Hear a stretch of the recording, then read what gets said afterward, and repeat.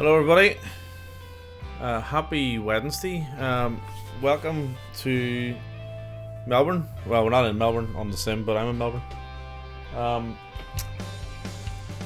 I hope everyone's well. I've got some new things to show off. Got some new screens in different places. Actually, same screens, just moved around in different places, so I'm gonna have to get used to the new setup. But yeah. So for anyone in Australia, hope your day's going well. Anyone anywhere, hope your day's going well. For anyone in Australia, hope your night's going okay, because it's a little bit hairy out there. Plenty of thunderstorms and lightning and stuff going on, and also there's a few things that I guess check out tonight. So I just downloaded the latest update. Took a little while. All in all, I think it was about maybe 12 or 13 gigs, and the first part of the download was okay because it came in at about I think it was like 3-4 gigs for the Nordics, and then there was a gig for Canada or New Zealand and something for Canada as well. But yeah, it took a little while to download the full world update, so I'm glad that's done. And also PMDG have released a update for the Universal Flight tablet, so we'll check that out as well, and see what that looks like. So yeah, so there's a couple of changes in the office here, and I've just been working through, and now I'm going to make some more as we go. Just placement of screens and different things sitting everywhere. I've cleared the whole desk, so if I give you an idea. I do have another camera here, let's see. Actually, you know what? I've moved that camera as well. That's okay. So I've more space. So I've cleared all of this. All these screens are supposed to be mounted. But that arm, or the arm that was supposed to be here, hasn't came. This one got lost, and the one that I did receive, which is the one for the main screen, which is a really heavy duty arm, is broken. So I was a little bit annoyed yesterday, just a little bit, whenever it was fixing things up, because I wanted this was full of leads and wires. There's still a couple of leads and stuff there, but I cleared up as much as I possibly could, and I want to get all these screens mounted, and then have the whole desk area kind of free. So I'm still going to work toward that. I just need to get a replacement arm. So that's the idea. But anyway, enough about that. So what are we doing? So we're going to do a FireFly Air ad hoc mission. So I've been working my way through my achievements and other bits and pieces, and I thought we'll do an ad hoc mission because Canada has just received an update, and I don't know where the update was, obviously. And also the mission that I came across, it's relatively short, and it goes from Toronto, or Toronto as they say in Canada, up to Ottawa. So I thought we'll start with that. We'll jump in, we'll use the 737-800 and check out the PMDG UFT update as well, and then we can sort of go from there. So that's the idea. So alright, so let's get started. Let's jump in. And I'm pretty sure this is like a really look at all load of them. This is a really old payware. It was one of the first purchases I got through Orbex. I'm not sure who the developer is, but I haven't been here in quite a while, so I see the train still moving, so that's a good start. So we'll check that out as well. It looks okay. There's a few graphical areas or errors, I should say. And also I did try GSX to move the jetway, but it doesn't work. And to be fair, there is no GSX profile, and that's like probably why it's coming up saying there are no jetways here, which is a bit odd. But that's okay. Alright, so we'll jump in. So we're in the Air Canada livery. I think that's an old livery. It was the only one that I had. and I thought that was appropriate for the location, even though we are doing FireFly air ups.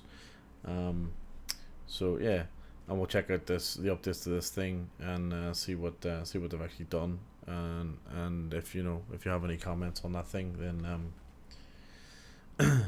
feel free to stick them in the chat. So before we kick off, what I'll do is I just need to do a quick update on the bot for the route, and I'll just walk through that now. So basically, we're gonna go from, it's not that one, it's this one. So we're gonna go from Toronto. We're gonna taxi. We'll pull out of the apron and taxi down. I think we'll taxi down Alpha to. I'm assuming we're going out of 33 right, which is here.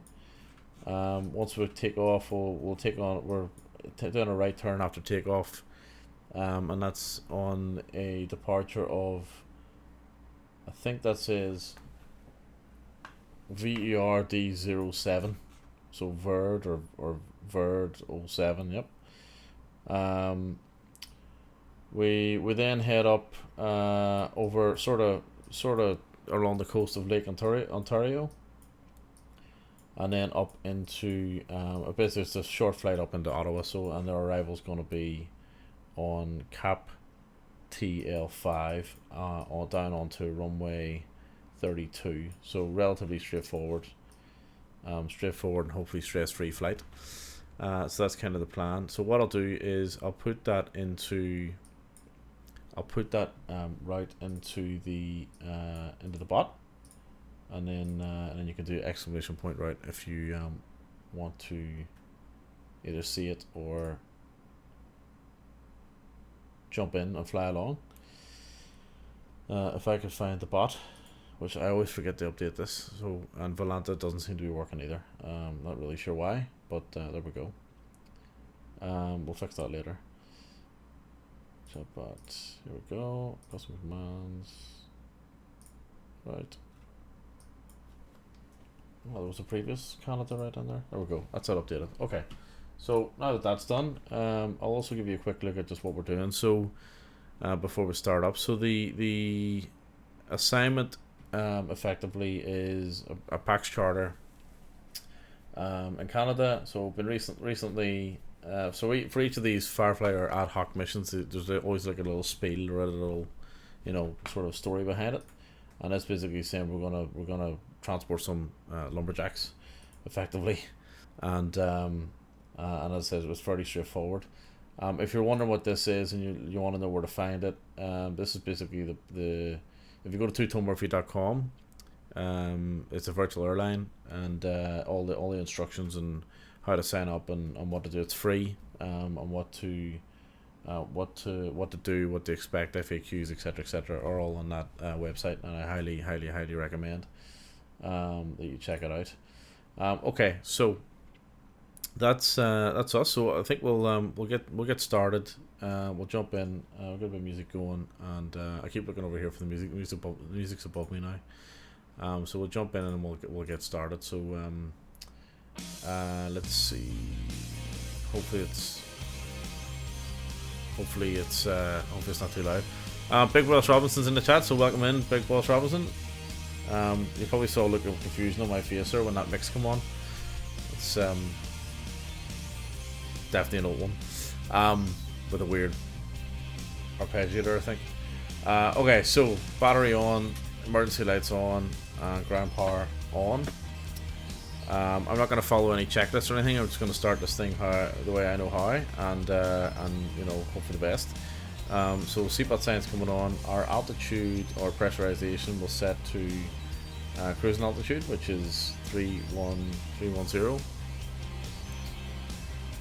We're going to set our IRS to nav, so align and nav on both sides.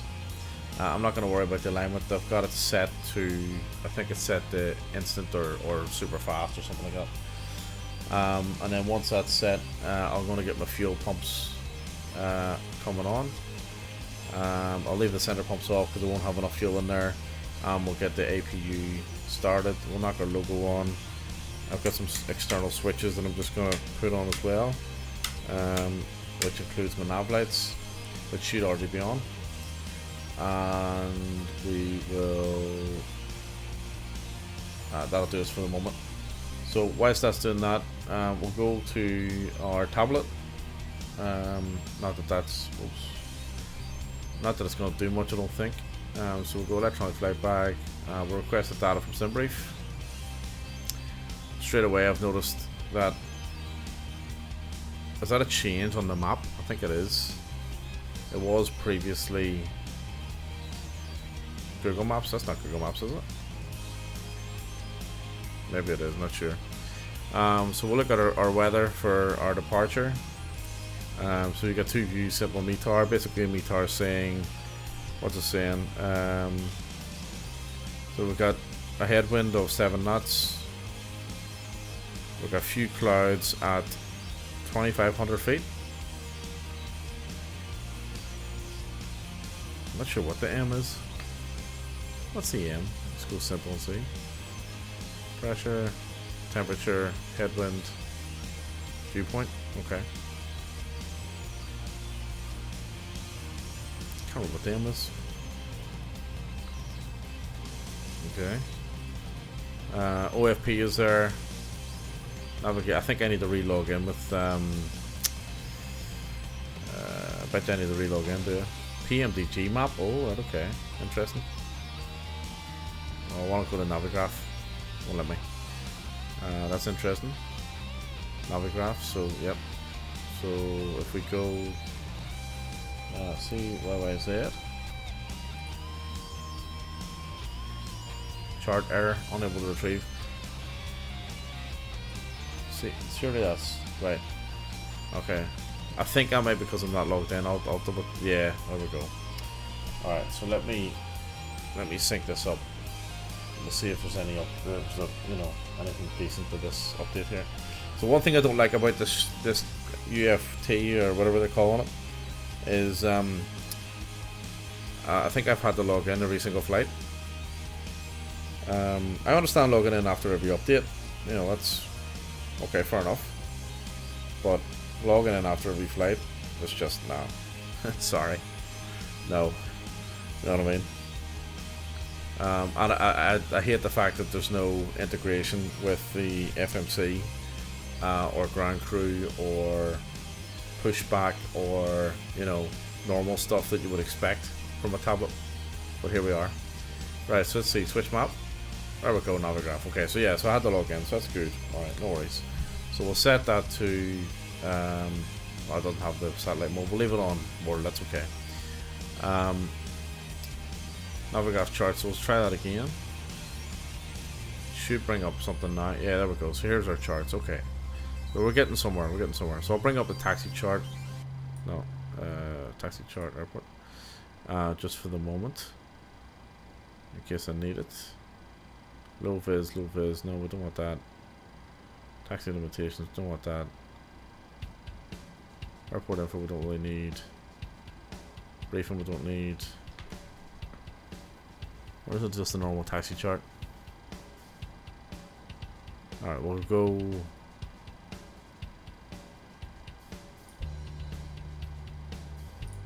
I think that's a brief document, isn't it? Yeah. Oh, low vis then. Oh, hang on, what's our runway? Runway 33. It's not really what I was expecting. It'll do for the moment. We're probably not going to use it anyway, so we'll leave it sitting there. And we'll just check everything else. That looks okay. And this is version 1.1. Alright, no worries. Okay. I didn't see much of an update, to be fair, but there we go. Alright, so we've got alignments happening. We can flick over the APU. We'll do that in a moment. I'll stay on ground power for the minute. We'll go down to our FMC. So I just want to sort out the lights here. This will be saved as per, or this state will be as per my last save. That's okay. Alright, so clear that message, enter airspace. So I want to set the fuel first. So our fuel as per SimBrief is 5717 kilos. So that's fine. And on payload, I think this is in pounds, and my payload on Simbrief is in it's in kilos, so I'm not going to bother trying to do the conversion. What I'm going to do is set random. I'll just leave it at that. And I know there might be imbalances and what have you, but you know, it's a short flight. I'm sure we'll manage. Ground service I'm going to leave alone. Maintenance ground service I'm going to leave alone. Everything else I'm going to leave alone. So we're going to get into the FMC. So we'll go to the position or pause in it. We'll put in our reference airport. So Charlie Yankee Zulu is where we're currently at, and we want to set our IRS position. So let's copy our IRS in. We'll copy in our origin, and then we're going to our destination, which is Charlie Yankee Oscar Whiskey. So Charlie Yankee Oscar Whiskey, and our takeoff runway is 33 right. We'll put in our departure. Departure is was it began with a V, didn't it? 33 right.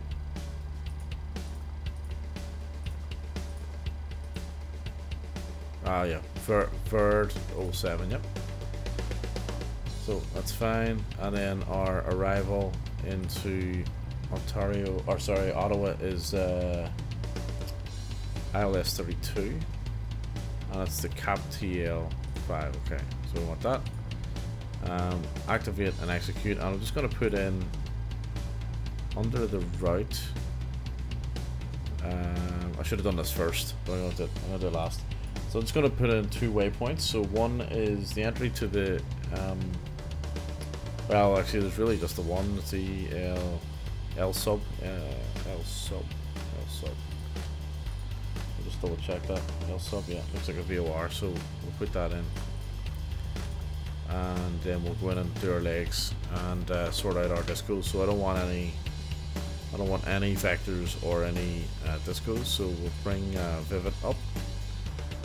There's our L sub. So this is our star, our SID. This is our VOR, and then we've got our star, and that's where the disco should be. So that's fine.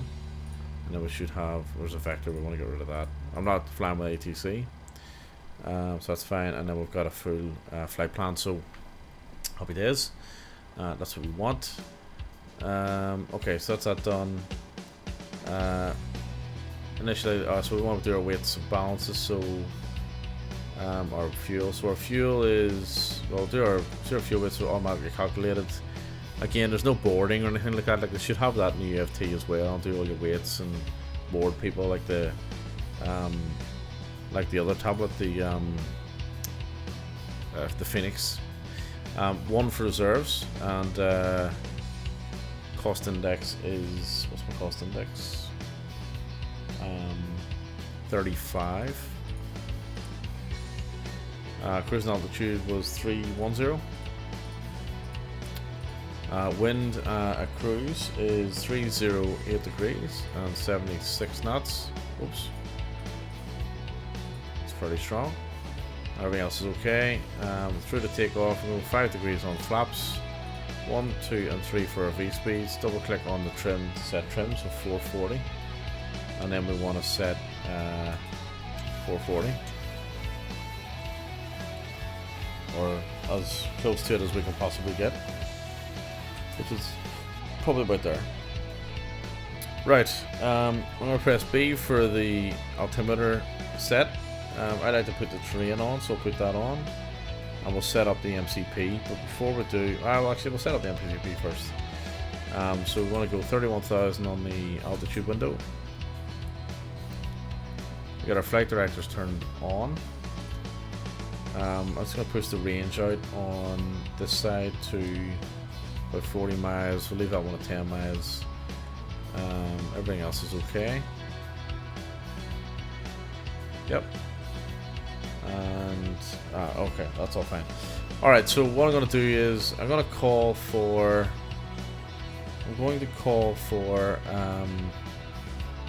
GSX to push us back. So I'll do that now, because I know it takes a few minutes for that to happen. And we're going nose right, So we're still on ground power, so we've got to sort all that out first.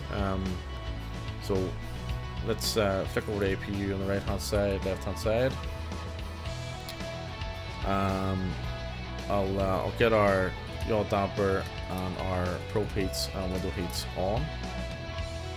I'm going to go down to the FMC and get rid of my chocks and ground power, and then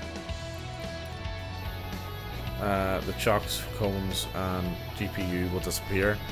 Now I've just did an update on GSX, and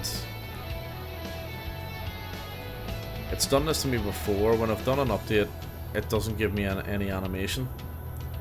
Now the fact that the jetway doesn't work, even though it should work, I don't know if I've told it not to, or to ignore the jetway or not, I'm not sure. But I have a sneaking suspicion that GSX isn't going to work, so we'll give it a minute. If it doesn't work, we'll... It's been a long time since I've been to this airport, and I'm pretty sure I have a profile for it, but that profile could be a year out of date, you know what I mean? Or at least a while, so it looks like it's not going to work. So what we'll do is we'll do a manual pushback, being conscious of that building. I could do the pushback in the FMC, but I'm not going to bother, right? So let's get our beacon light on, and we'll just do a shift and P. So we'll release park and brake. I've hit shift and P, or I'm going to get a tug. Doesn't look like it. Shift and P.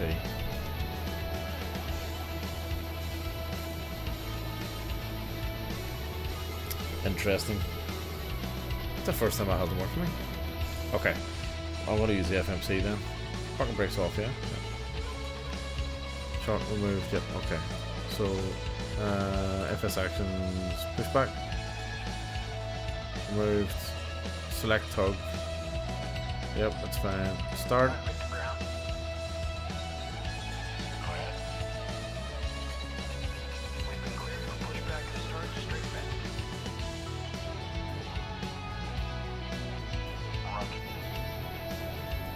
I never used the inbuilt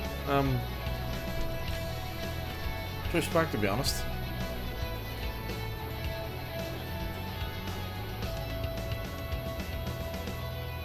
Why is it not happening?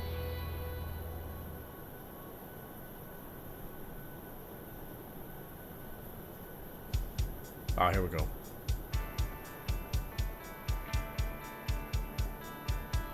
Right. We're not going to have much room to maneuver, right? So I'm just going to push back without hitting that wall. Or pillar.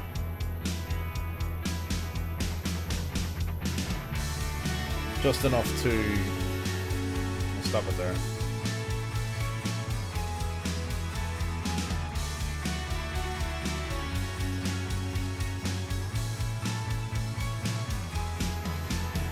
Okay, that'll do.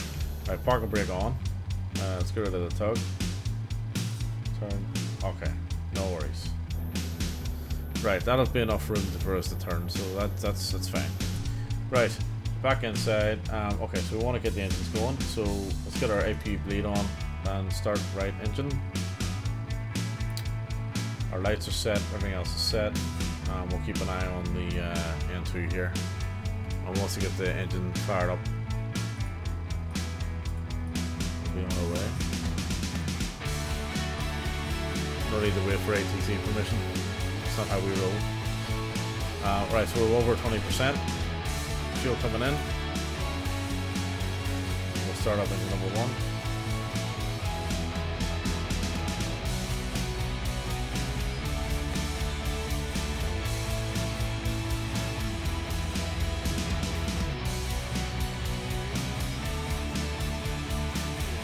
And there's 20% fuel coming in. So we should have good ignition on both engines.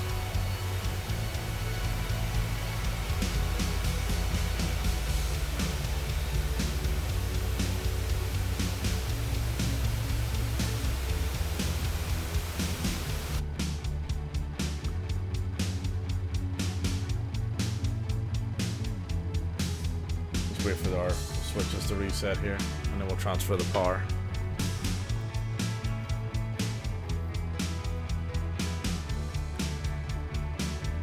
I think there's one other thing I forgot to check. Yeah, it's okay. Alright, so we've got, we're ready to switch over onto the engine electric, so right hand side, there's a flick, and left hand side. Electrical pumps, or hydraulic pumps can come on. Packs to auto, isolation valve to off, or auto. APU bleed to off, and APU off. I'm gonna get my runway turn lights on, I'm gonna get my taxi lights on.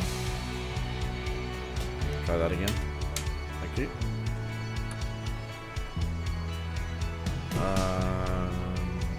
Thank you, big boss. Is that better? Let me know if that's better. I think I just did hit the gear lever? I did, didn't I? Okay. I think that mix, which is an old mix, is it is really loud. It's definitely in my ear. Like. All right. Hopefully that's not too loud that now. I'll bring the sound volume down a little bit as well. Right.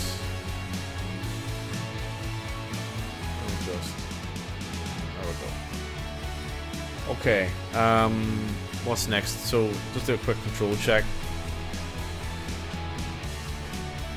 There was once, by the way, when I didn't do that, and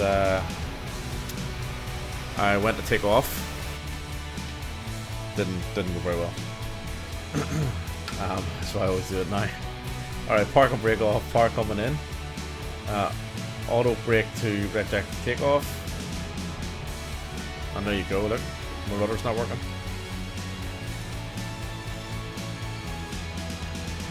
It is loud right now. I think overall one is drop setting. No worries. Do you believe it's down? It's actually down to 6 on the It was at 10. It's down to 6 on the media player mixer. Right down a little more. Okay. Right, slight problem here. So my rudder's not working. Or my nose steering isn't working. Yeah, my wheels aren't turning. Right. Okay. So why would that be? It'll be something to do with the pushback. I think I'm remembering now why I don't use pushback.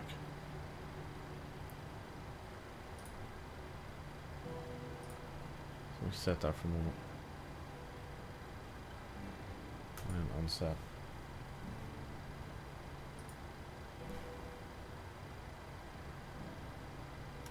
For a moment. Try again.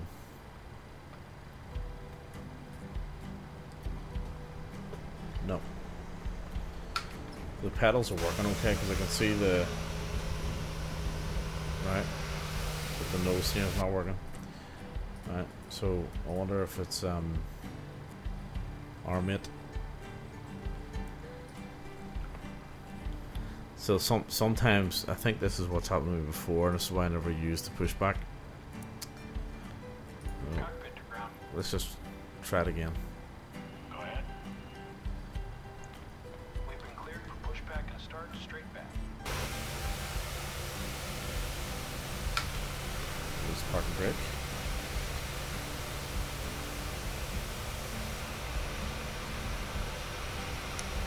So I've had this before where the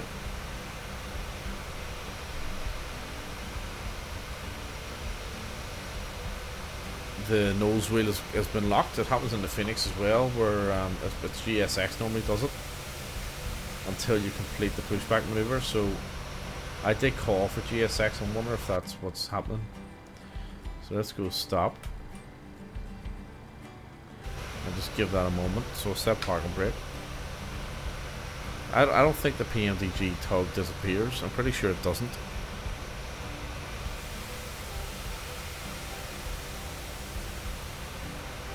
I think you have to remove it from the FMC like I did previously. So let's do that. And that's gone. Alright, release park and brake, put the power in. Try and turn, nothing. Right, okay. There's only... This might fix it. So this is shift and P that didn't work earlier. And as you can see, the tug is driving in the wrong direction. Come on. So there we go. Wow. Jeez. Can you imagine being on this flight? Are we going? Are we not going? What's going on? Alright, here we go. So this guy is... Let's see if this helps. So I'll go park and brake off. I know I'm a little bit impatient there, but that's okay.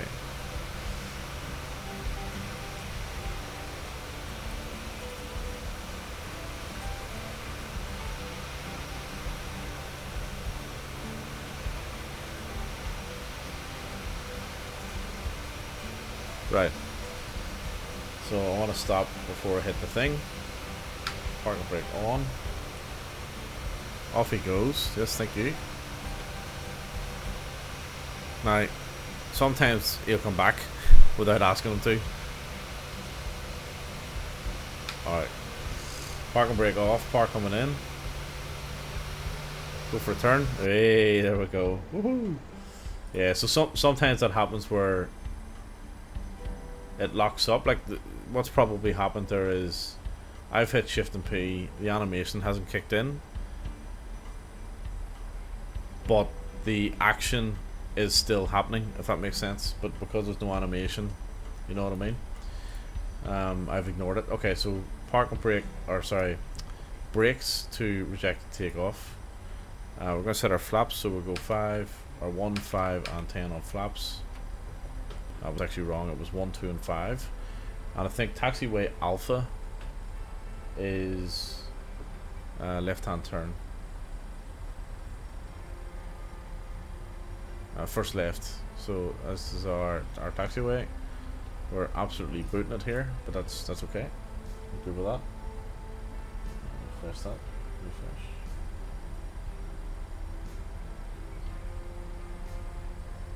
I've got a Surface Pro. It's an old one, Surface Pro 4. I've just got it watching the stream here. Just oh jeez, look at the state of this. Oh my god! Wow, that's like it's like a scene out of 2012 there.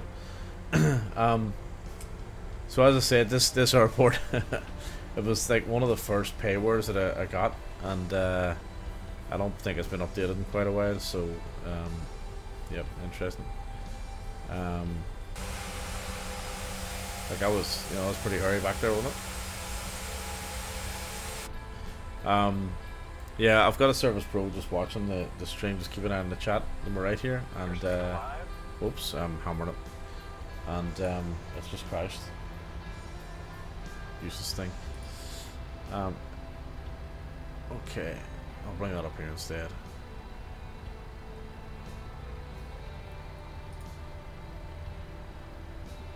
Right, what's next? I think that's us. We just do a turn on the runway, don't we?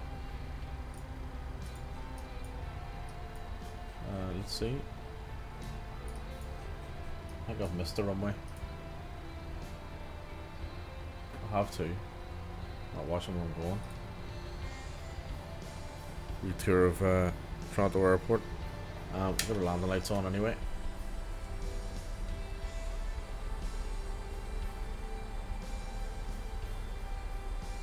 So we're supposed to be taking off in 33, right? Air traffic control or ground will be going absolutely apeshit right now if this was real. Actually, you know what? Is my multiplayer on? I bet it's not. So we'll do a wee right hand turn detour here. We'll circle back to the runway. A few stutters.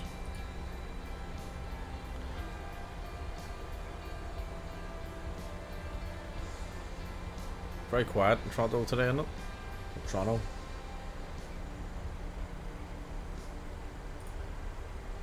Okay, excellent.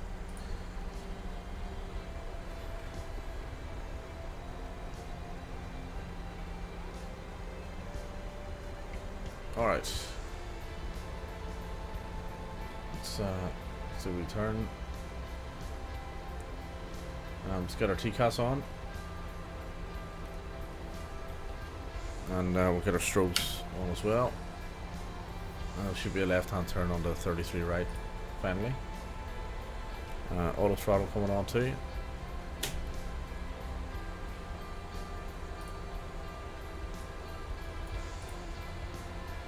Alright, power coming in. And Toga. Airspeed alive. V-knots.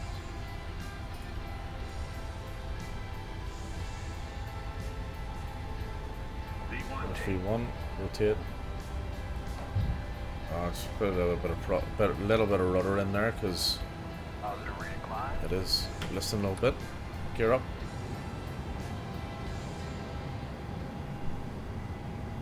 We'll start our turn the moment to release the rudder.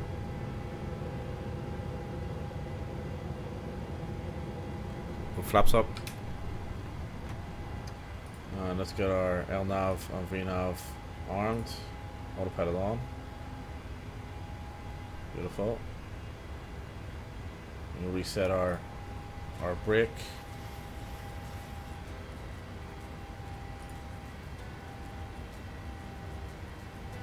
Put our turn lights off. And there we go, we're climbing. Big boss, how's the volume now? Is it too low? It's probably too low now, is it? Or is it okay?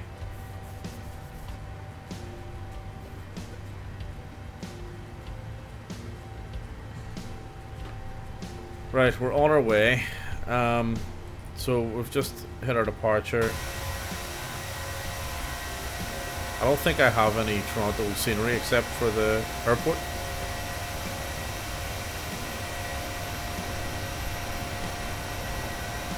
And I definitely don't have any Ontario, or not Ontario, Ottawa scenery. I'm pretty sure this is all default.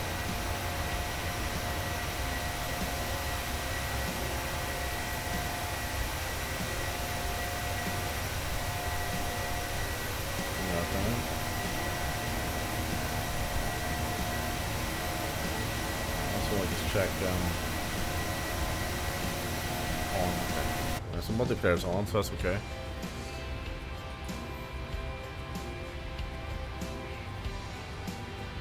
So there we go. So this is where we are. So we're currently this is good. So obviously the Navigraph, like that's still that. Navigraph or integration's working. Oh, lock location, that's fine. And the zoom button, I don't want to zoom in just in case. It says it's fixed, but let's not chance it. Day, full screen, okay, no worries. Oh, you know what we didn't actually use? The performance calculator. Should have used that, shouldn't I? Landing on right, let's see. Report from OFP. Runway ID. Runway 32 we're landing at. Report aircraft details. Yeah. Reverser config, no. Actually. Okay. Report weather. Calculate. Oh, this is giving me something. Right. Landing dispatch. Landing en route. Landing dispatch. Right. So import. Import. The flaps 40. Max. Oh, we'll get that in a moment. Oh, actually, hang on. 32 should give me it. Yep. Calculate.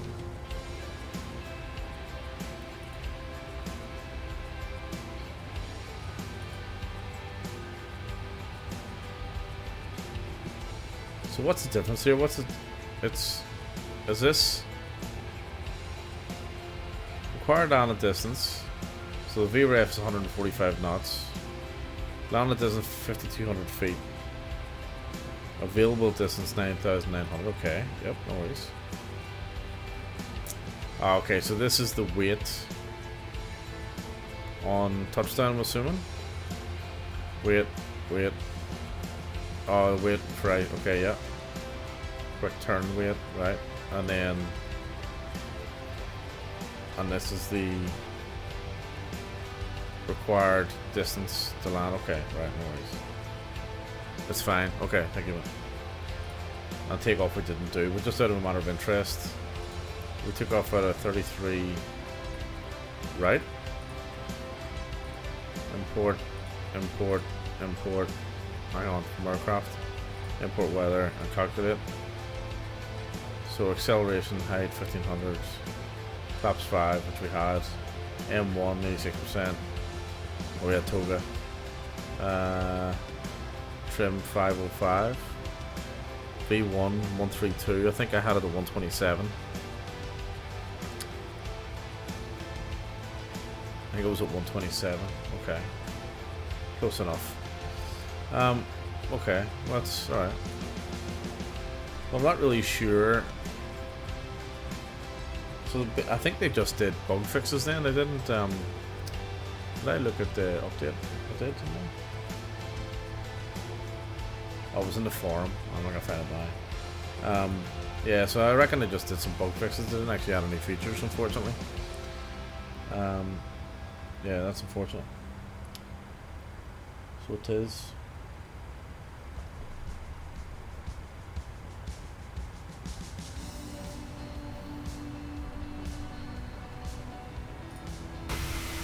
Okay, so we can get tidy up now. So we get our landing lights off. I'll wait for that stutter to... There we go. We get our taxi lights off as well. What else do we need to do? Fuel pumps, fine. Oh yeah, we've set our barrel to standard. And that's about it. I think we're okay.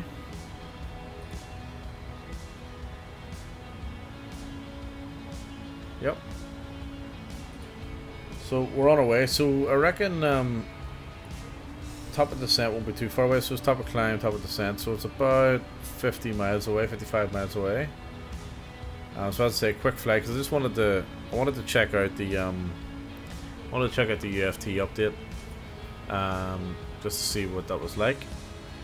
And then after this, I think we'll do. I would like to jump into the Phoenix. Yeah, we'll jump into the Phoenix.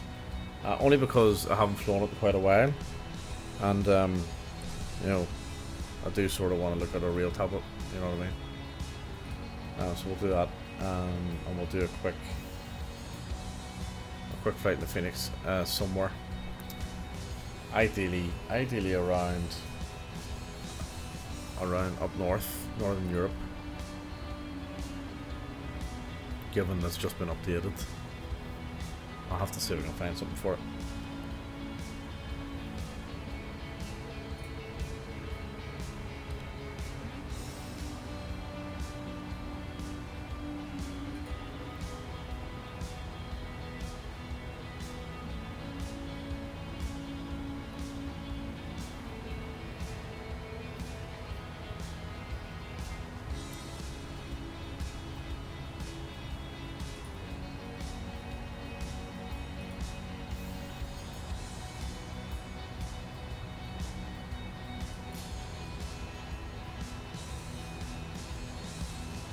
So the PMDG is very good, like the quality and the I do love the PMDG, but I don't know, there's just something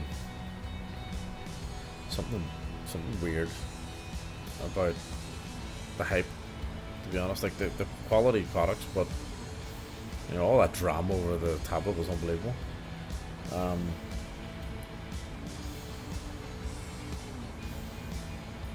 Yeah, pretty disappointed with it, to be honest.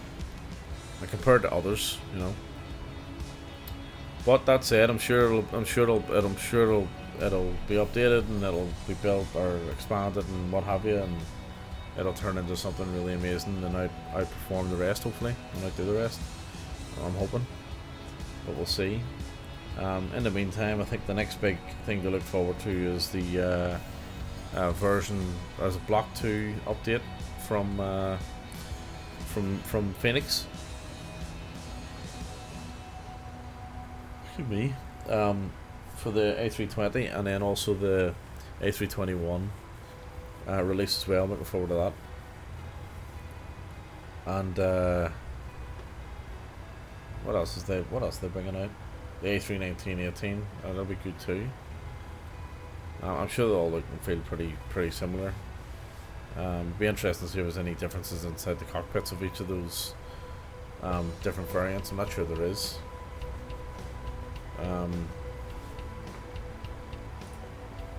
And then I read there this morning or this afternoon, I think, was it Blue Arrow Simulations or something like that, is they're bringing out a 777.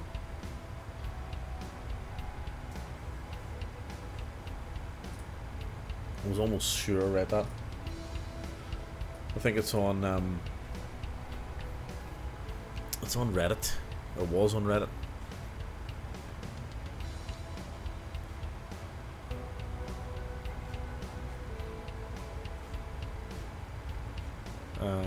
Which is good because I'm looking forward to the PMDG 777 as well, but they really need to start seeing a few long haulers, you know,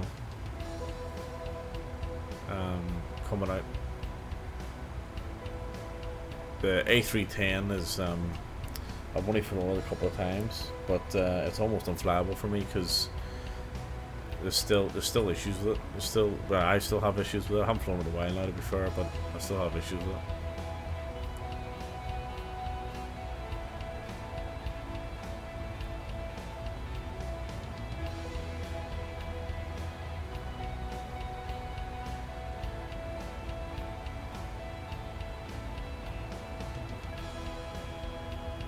I think I saw something else. Latin VFR brought out an A330-900 Neo as well. I saw it on the marketplace. I don't know when that came out, but I'm surprised that they did, because sorry, now I think about it, was brought out last week, I think, 2 weeks ago. I'm surprised they brought that out only because Headwind have got one which is free, which is very good. Oh, excuse me. So Headwind's got one.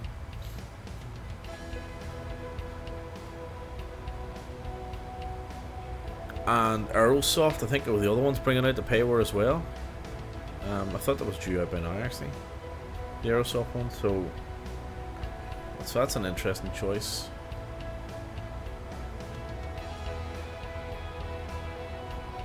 I would have thought that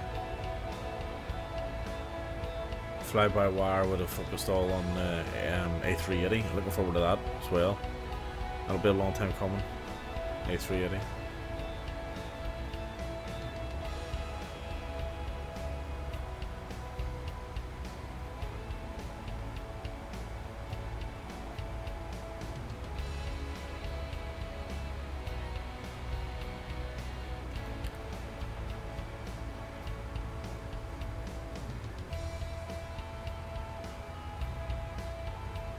Right, so while we're at, so we just entered our cruise phase of the flight, and given that the top of descent is in about 15 miles, I'm going to just look up my arrival chart, so I'll bring that up.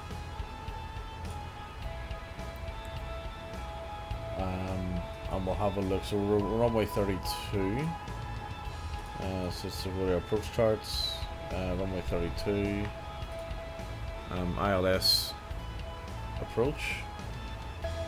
So we want to be coming into the ILS at 3,000 feet.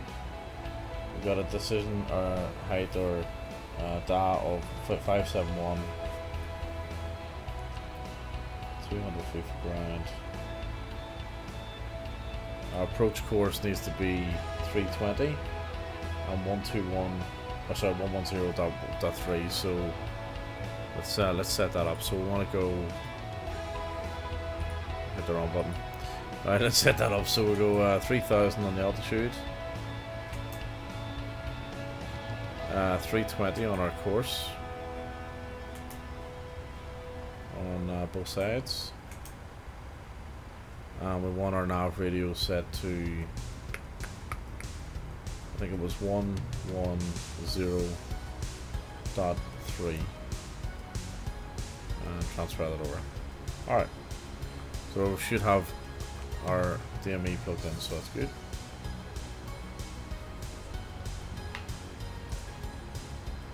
And the plane will start to take us down in probably about 30 seconds. So that's our arrival setup. I'm just looking at the approach, so okay, that's good, that's fine.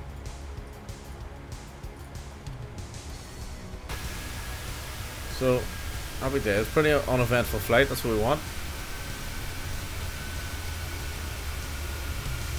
And we've just started our descent. I can hear the engines powering down there. We'll just keep an eye on our profile as we descend. I forgot to run the clock.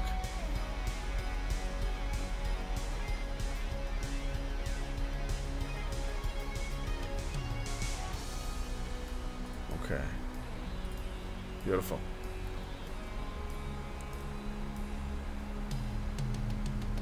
It's the first airline flight in a little while, actually. We're flying mostly, first on stream in a little while, but flying mostly the TBM 850, which is an absolute favourite, by the way.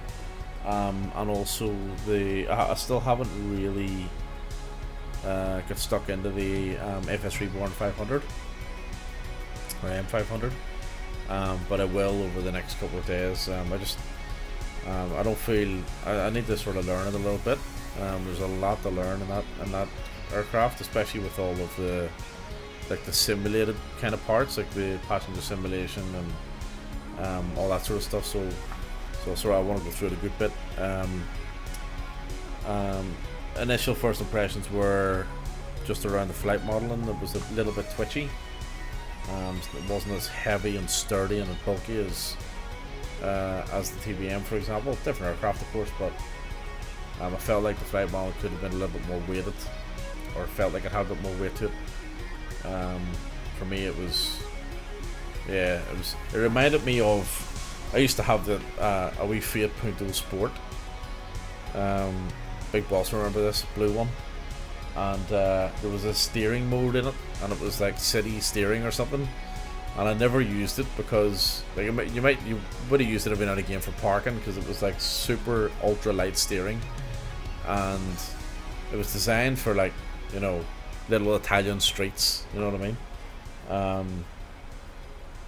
And yeah, like, I mean, if you sneezed or coughed in this thing, you'd put yourself into a wall. Like, the steering was so sensitive. So it kind of reminded me of that a little bit. The flight modeling, very sensitive.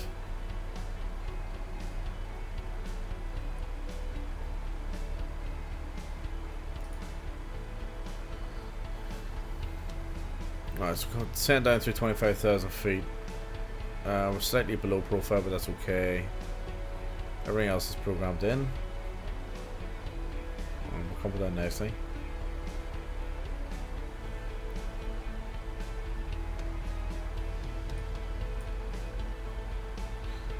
Super short flight.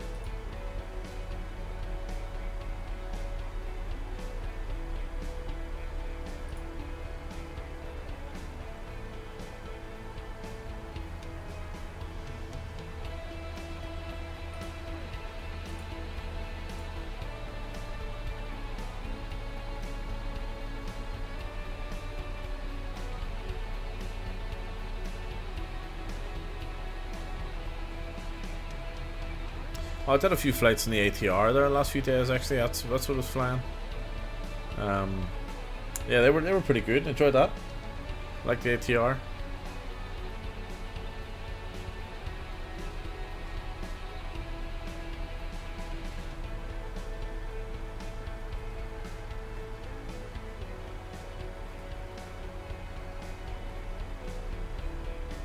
I was doing a lot of flying around California the last couple of days, around the States. So actually that's not a bad idea. What we'll do is we'll go and have a wee look. So let's see what's on offer. Let's see what we can see in the mission. So there's a couple of achievements that I'm holding off on that I haven't started yet, only because there's one I want to do on stream. I didn't have time to do it tonight because there's a different aircraft I want to use and I just want to learn it first. But yeah, so we'll have a look at the ad hoc missions. So we've got, so this is what we're doing at the moment. So the lumberjack one, I reckon, let's have a look at, so you get experience points for number of miles and whatever have you. It's all kind of randomized, and then the red tick is a designated aircraft, so you have to make sure you fly whatever's on the list, the acceptable list relevant to the aircrafts or the mission. So for example, heli charter is going to be a red tick. You got to fly a helicopter. You might have some PAX charters, like if we're going to have a look at this one, I'll go down to the even though it's, you know, PAX charter from New York to Norfolk, I think it's Norfolk's military base, isn't it? Yeah, so you got to fly one of these listed aircraft. And obviously there's quite a variety there, but they're typically, as you can see, business jet or airliner. However, so that was JFK, so if we find another JFK one, there are normally a few. Yeah, here we go. So that one's, oh, actually, it's not correct. They've all got restrictions now. Yeah, okay, aircraft restrictions, yeah, okay. I didn't think they had. Oh, maybe they did. PAX charter. Well, the one we're doing at the moment doesn't have a restriction.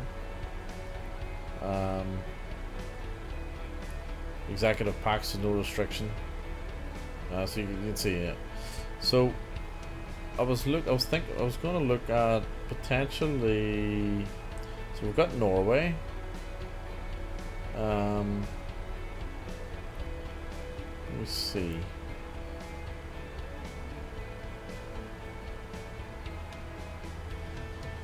That's the UK. Norway, spell of ENKP or KB. That's a military kind of get your ass up there sort of thing. That's Germany.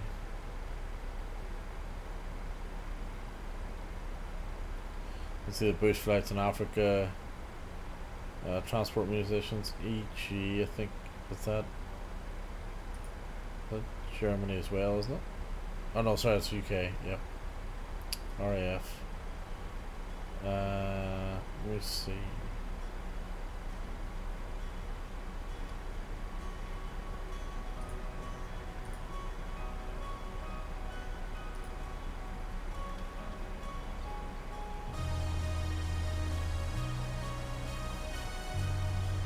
There's gotta be a.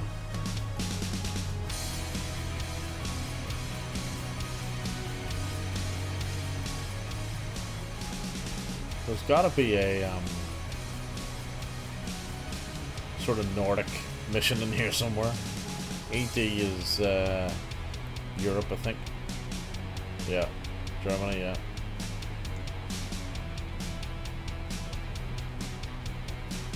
So they've added to this list. There's quite a few here, so let's go up and have a look. So we'll go EN, which is Norway. Was it ENK? Yep.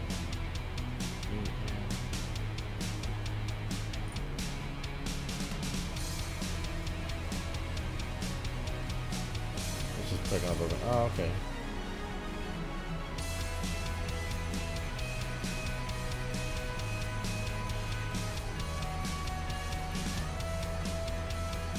Alright, I'll keep looking. Let's keep an eye here. Just make sure we're not off course. So I'll keep looking for something. So let me see. See what this military one's like. I think you gotta fly a jet though.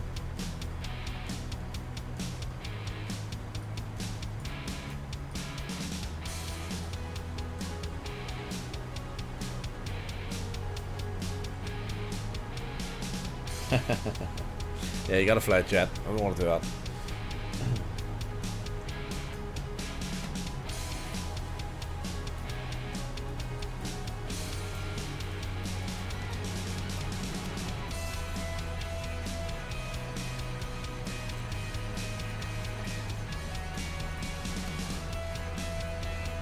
I'm kind of surprised there's not that many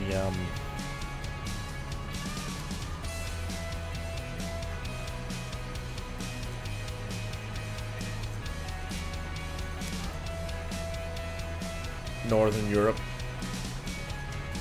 routes in there.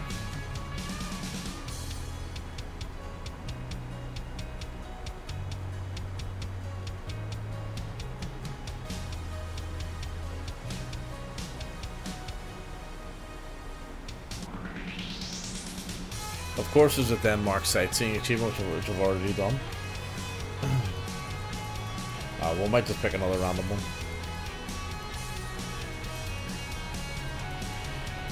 Right, so we're coming down on 10,000 feet. Yeah, almost 11,000.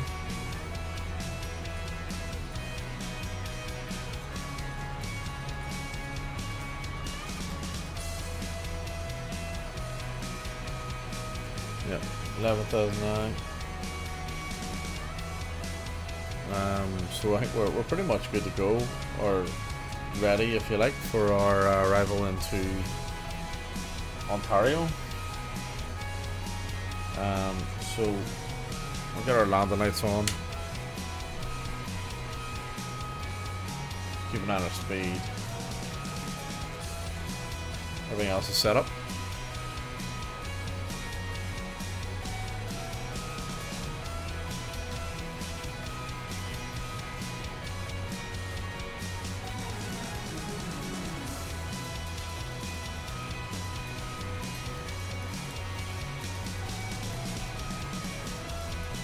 Yep, we're looking pretty good. So Canada had a very small update as part of the world update. I haven't read the release notes, so I have no idea what was actually changed.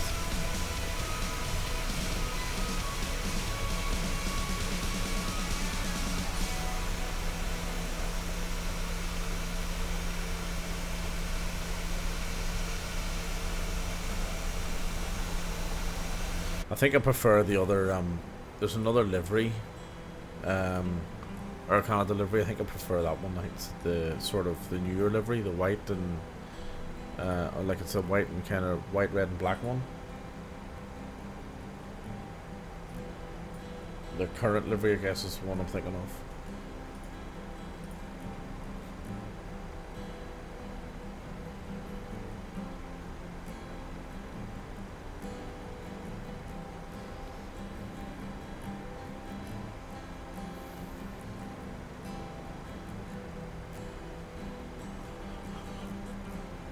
Oh, excuse me, lads. So, let's see. So much handier having the screen above my head now instead of off to the left. So much better.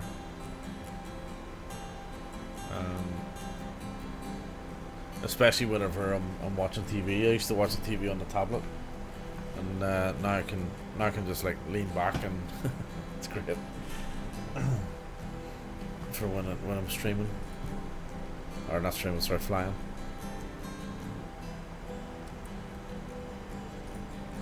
And the screens aren't as close either, so that helps.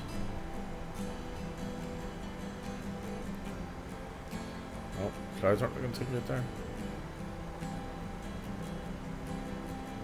Tell you what, the Canadian skies are extremely quiet at the moment. I just want to make sure that's on. I mean, it says it's on, but is it really? Like, it's usually green. Might just recycle it.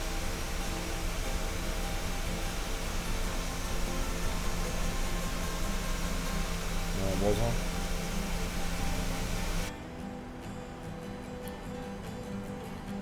We'll see if anyone loads in. I've changed one of my settings on multiplayer, so I changed the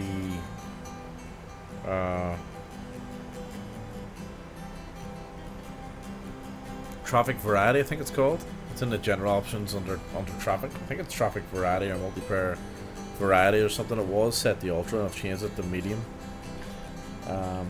The recommendation is low, actually, to stop the sim from wasting resources looking for or trying to load in multiple nearby flights as a multiplayer.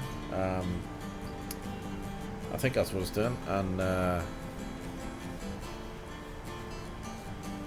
I've changed it to I've changed it to medium anyway. So hopefully it makes a difference. We'll see.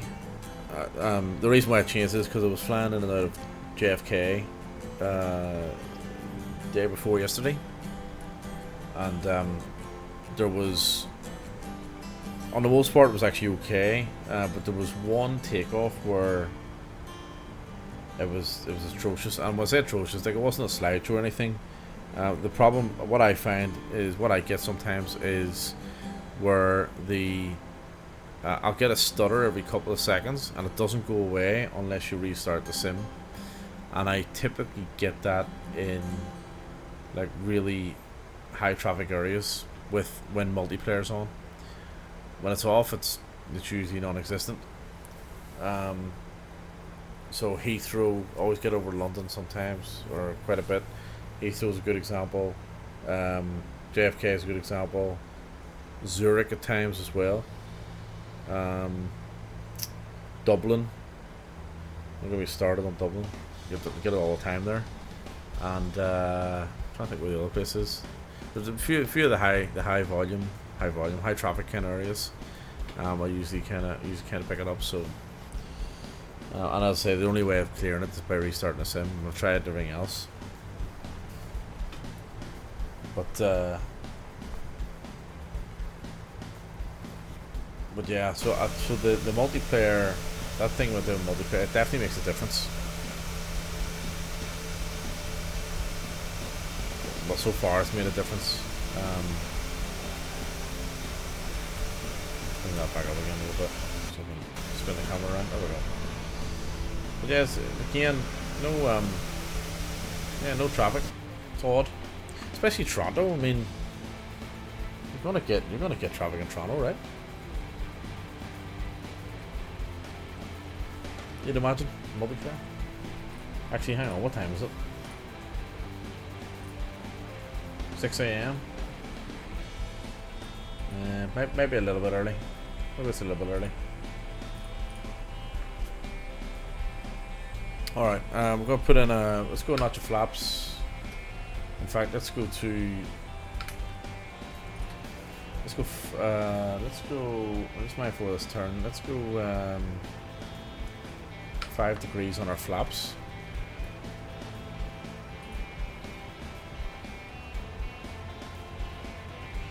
Bring our range down a little bit. No, that's okay.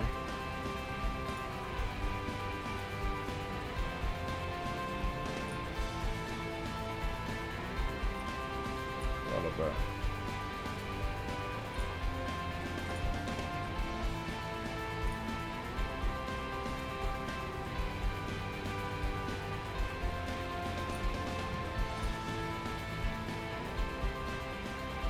Just watch that speed coming down. 10 degrees. We've got a final turn. This is our final turn round into the ILS. We'll just let the autopilot take us round down towards the runway. So I'll disengage the autopilot probably at about maybe 500-600 feet above, and take it in manually from there.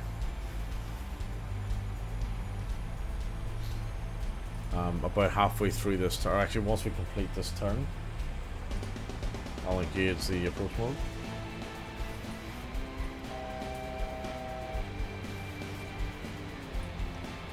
So that waypoint Texan is that's actually the entry to, that's what the stars for, that's the entry to the ILS, so I'll not wait until I get all the way around, I'll engage it just before.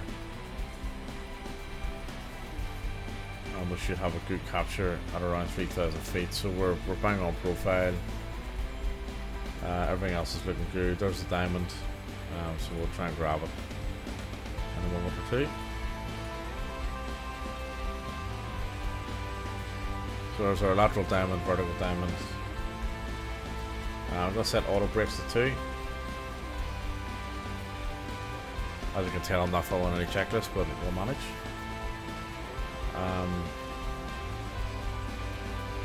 Once we get a capture, I'll there's a rainbow, look. I'll deploy the landing gear. So landing gear I typically deploy it anywhere between 6 and 9 miles out.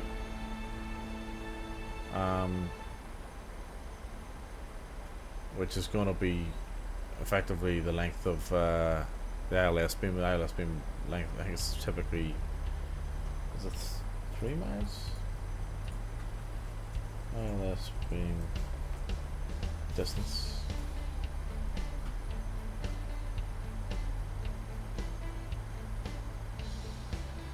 What's the distance range? Within 10 degrees, 25 nautical miles. Wow. I need to say 25 miles. Jesus. I guess that sounds like a lot. Sounds like a lot. There's a final nudge to the left here.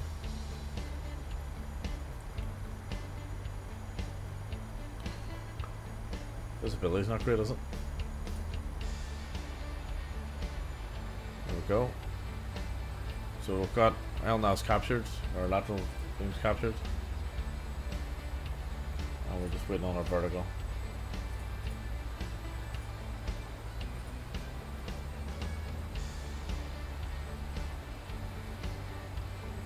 Now we'll just reduce our range. We're keeping I'm watching both sides, and I'm watching out the window as well.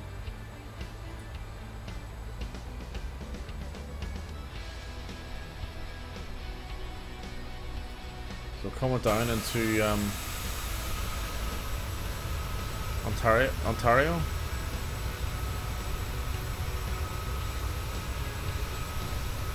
Under a rainbow. Maybe we'll get lucky and find a pot of gold.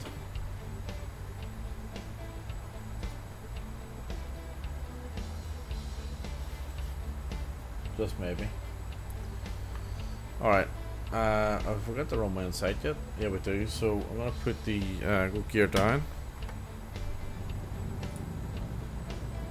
And I'm going to go down to 25 degrees on the flaps. Yep.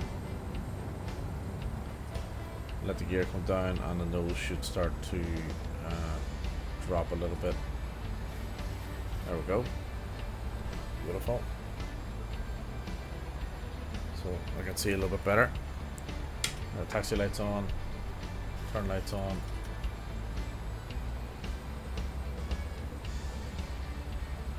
Everything's looking good.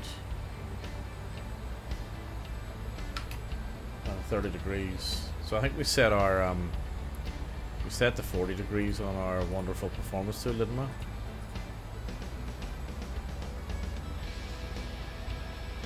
Was it this one or the other one? This one? Where's the flaps? Those on the left here. Oh yeah, flaps 40, yeah. Okay. Flaps 40. No change to weather? Oh, a little bit change. Alright.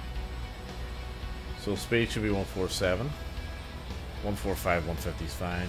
And we'll go 40 degrees in the flaps. And we're roughly about 5 miles out.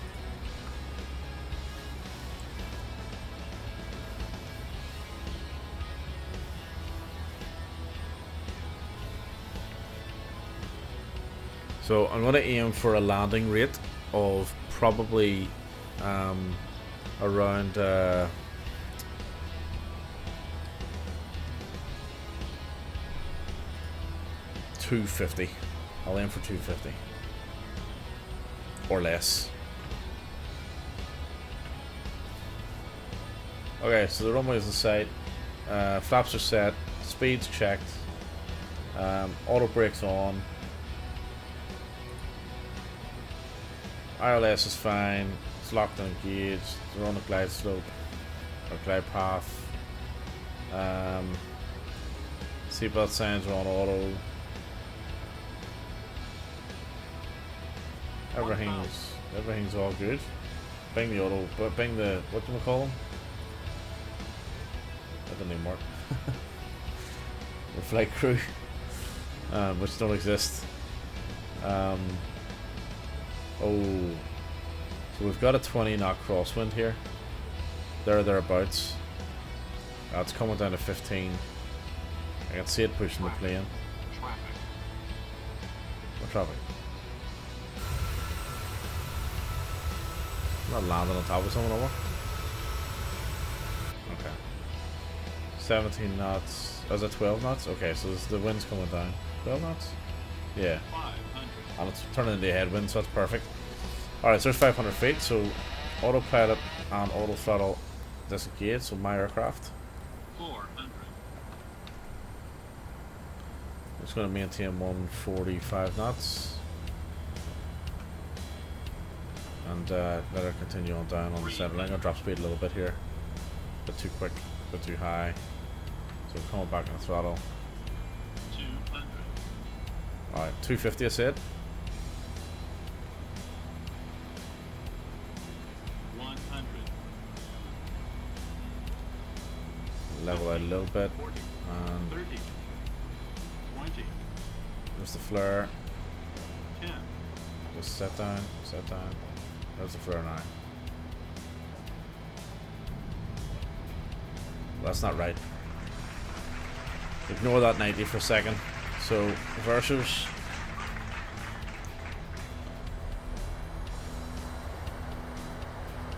And manual braking should exit here.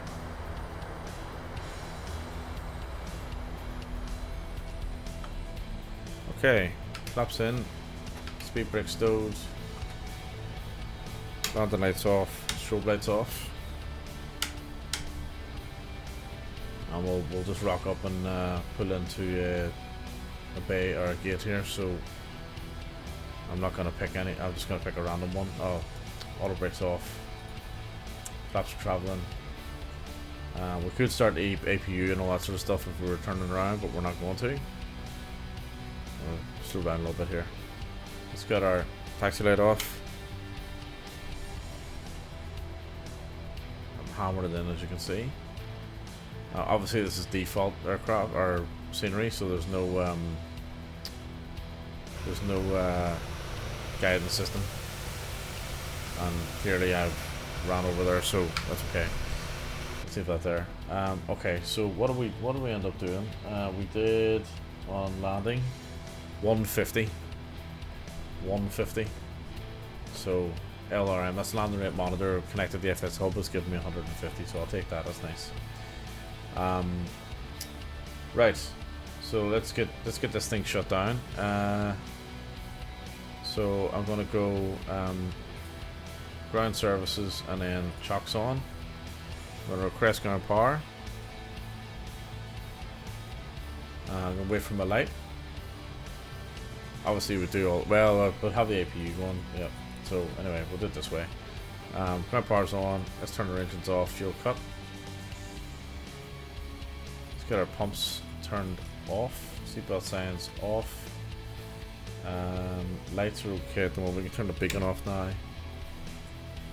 Let's get our other pumps off. Put our packs. Leave the packs on. APU bleed is off anyway. We can turn our propades off. Yaw damper and our IRS all off. Flight directors can come off as well, and our tablet can go back to menu. And that's pretty much it. We can, if we want to go, full shooting match, as in cold and dark, we'll packs off.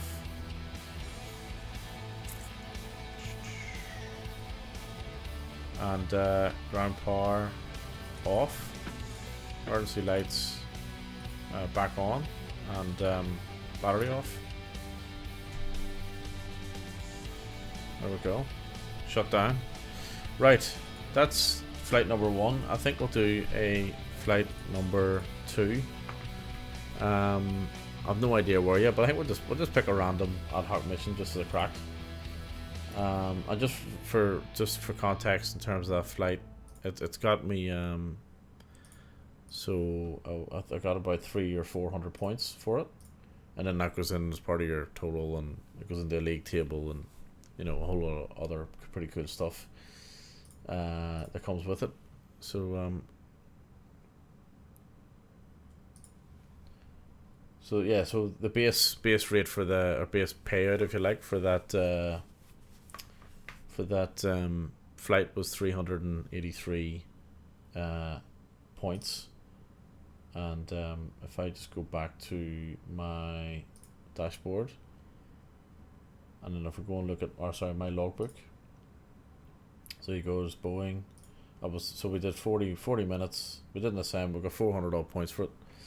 It was 40-minute flight time, distance, etc., etc., etc. Fuel burnt, blah blah blah. It gives you a whole kind of flight report. Shows you where we went, what we did, and then it shows you our sort of climb and cruise kind of chart as well. So it's pretty cool. It's pretty good. So what I'll do is just jump in here, just refresh it, and we'll grab something. Probably, you know, maybe another 40-minute flight would be lovely if we can get it. So let me see. There's another Canadian one. Like, it's interesting, right? To depart Toronto for a winter clothes expo. I guess pretty good. You know, the ideas they come up with. So I reckon we'll go for something. Well, here's one here. Hawaii golf trip. That's an interesting one. GA golf trip. Or that grabbed my attention straight away. It was a bit long. I reckon we go for. Why don't we do an ATR? No, we'll not do that. That's a short flight. It's very short. It's very short. Or ambulance. I'm not good with helicopters. Oh, that's a prop. There's a helicopter. I'm not good with helicopters at all.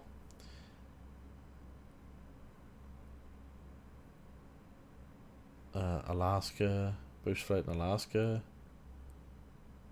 New York Pax charter. Let me see.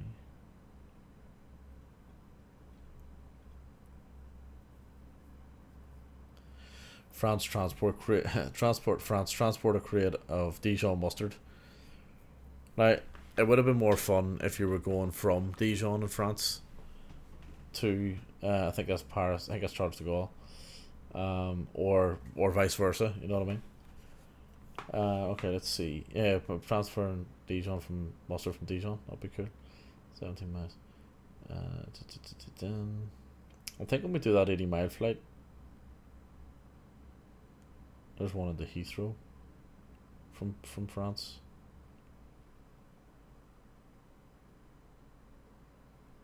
We could do this in our A320. I know it says cargo up, so we could do this in the A320. Did that not load? Oh, it did. Paris to Heathrow, maybe.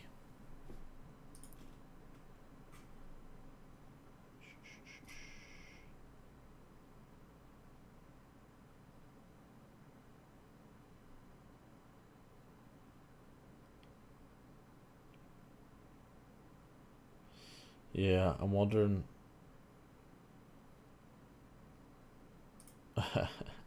Deliver 27 kilos or 27,000 bags of potato. Wonder what the aircraft restrictions are on this. Just my internet's running really slow, isn't it? Is that from Bristol? No. Into Cork. Yeah, no, not that off. Okay. Alright, we'll do this one. We'll do this. So we'll it's an A320. Yeah, A320 is in this. Okay, so we're gonna deliver 27,000 bags of tato, which is really funny because I actually had a packet of Irish tato last night for the first time in ages, and oh my god, they were exquisite. So okay, let's do that. Where we're departing from? EICK. Where is that? So we got to assign ourselves a mission. So we'll assign ourselves a mission. And oh, sorry, we're going from Cork. to EGTG Port's Head. That's what we're going to. Alright, so we're taking off from Cork. Alright, that's good. Okay. Alright, we're going to do that. And I reckon we do this in... I said A320. Well, I'm thinking maybe we do the ATR. I reckon we'll do the ATR. We'll do the ATR. So we go into... let's go... FireFlyers ATR. Let's do that. And we're going to Echo India Charlie Kilo. And we're going to go from GA medium. That's parking. That's just random. And I'll update my stuff. So so we want to say ATR 42,600, and it's from Cork, CK. No, Cork, not Croc. Cork. I gotta figure out where we're going to, so I'm gonna fire up. I'll do a sim brief for this as well.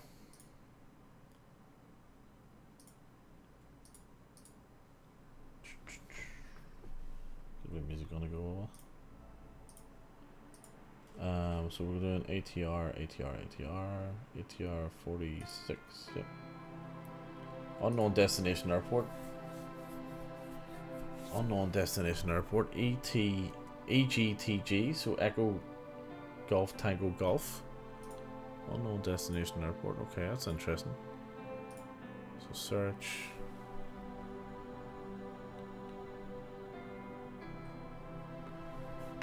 So Echo Golf Tango Golf.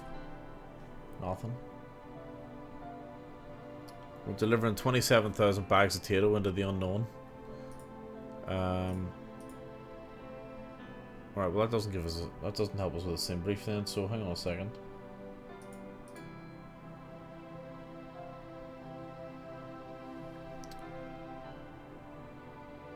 So let's see. AGTG, so where is it we're actually going to?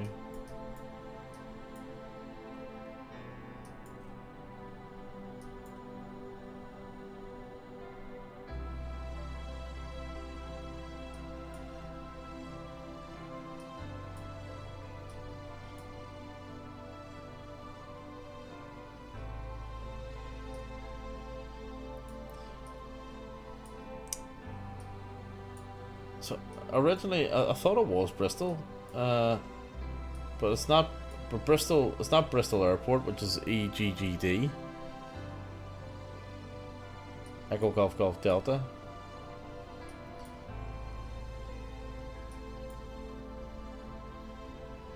Echo Golf Tango Golf. Echo Golf Tango Golf IKO. Okay, so it's Bristol Filton Airport.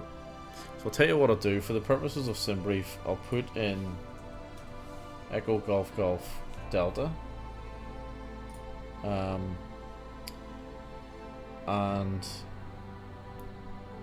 let's go be careful how to do this. So we'll do that. We'll generate that. We'll populate Volanta and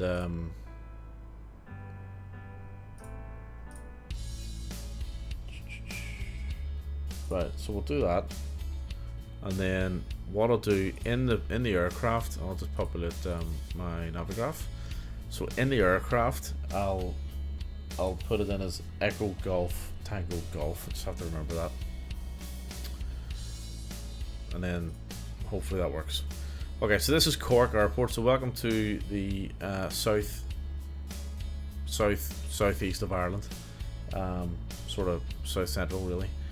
And again, this was a really early purchase on Orbex, and I can't remember actually who made this. I have a funny feeling it might have been MK Studios, possibly. But I've flown in here a few times, and I've actually flown in here in the real life, and it's not bad. Like it looks, you know, and funny enough, I flew in a Dash 8. which is the rival to the ATR. And yeah, it looks pretty much like what you'd see in real life, so that's good. Right, let's get this ATR started. So I was flying this the other day, actually, for the first time in a while. I really enjoyed it. So let's go. Let's just bring that down a little bit. Okay, so ground power on. I want to get the battery on. Ground power connected, so on it goes. Fuel pump's coming on, and emergency lights on. Seatbelt, no device on. Local light coming on for the crack. I'll just get my switches on here. Nav light coming on as well. We're gonna go for. Well, we'll put our engine start over to start A for the moment. I'm going to import the sim brief. I shouldn't have done that actually. Set flight plan, set fuel, set payload. I'm well used to doing this now. This is so, it just feels like I'm cheating, but you know, I'm just used to it at this point. So I'm going to go down to the FMS and we want to change. I actually want to change it. Oops. So let's just go in and do our position first and line that up, and then I want to just do my weights as well because I've just imported everything from SimBrief, so even though we're going to Bristol, so that's all good. Right, now we got to, if I can remember how to do this, it's been a while. Right, yeah, okay, so what I was looking for here. So I want to change the from and to. I just wanted in here, set up a new one. Do you have to clear it maybe? Can't really remember, so I'll just give this a go. So we'll go Echo India Charlie Kilo / Echo Golf. No. Echo Golf. Tango Golf? I think it was Tango Golf. Golf.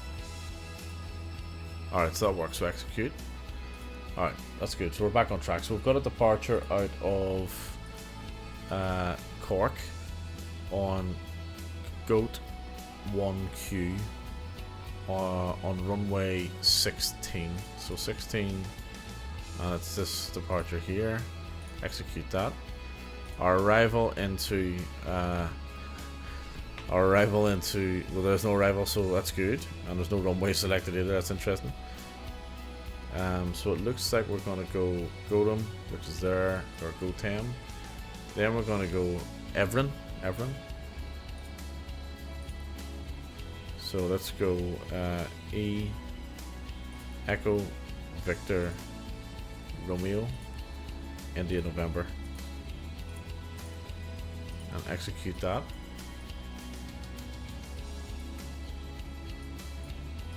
And I'm not going to put any others in, I'm just going to go straight there. Okay, that's fine. So execute that. I'm with no discos, so that's what we want.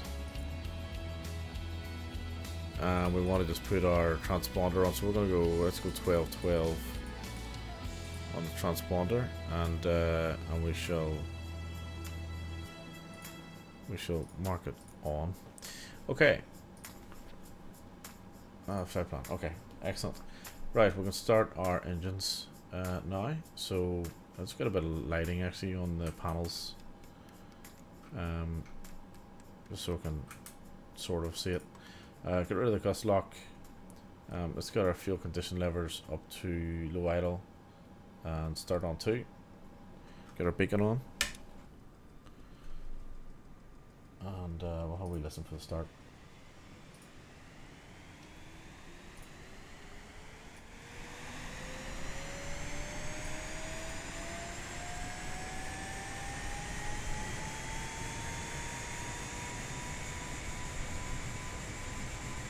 It is, and we'll get our bring it on up.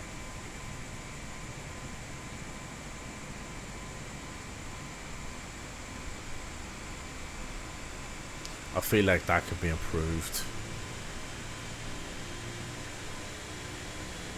The noise, like it needs more of a rumble, doesn't it?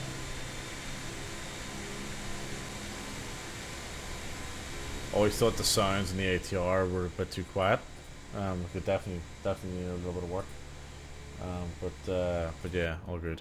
Okay, so engine number 1 coming up. And we're not going to bother pushing back or anything like that because we've got lots of room.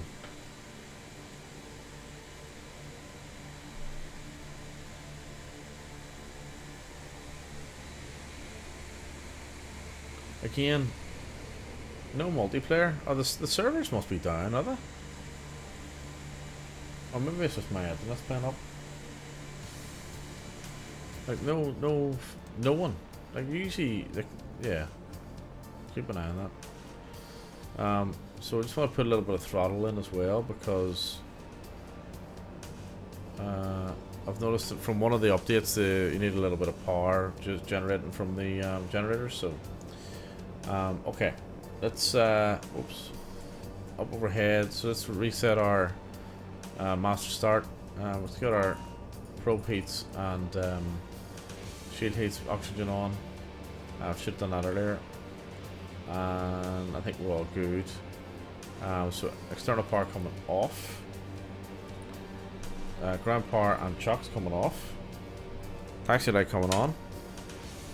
And I'm going to have a quick look at runway 16 on the chart here, which effectively is straight ahead on the Alpha. So amazingly, actually, there's 2 runways at Cork, which I didn't know.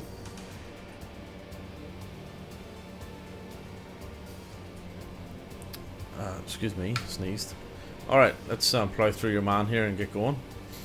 And we'll just slow down a little bit because these things are rocket ships on the ground. ATRs. I'm going to set 1 for flaps to compass down. I'm going to plow in here behind the fuel truck. There's our main terminal there. I actually think there's people animated in there as well, if I remember correctly. Oops.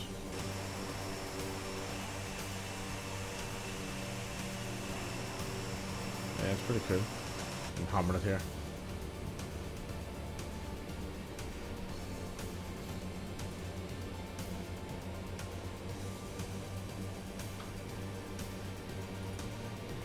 No, I forgot to update the description, didn't I? I'll do it in a moment. So here we are, we're on Alpha. We're going to taxi on round to runway 16. I'll line up. And I'll hold short, actually. I'll hold short for the moment.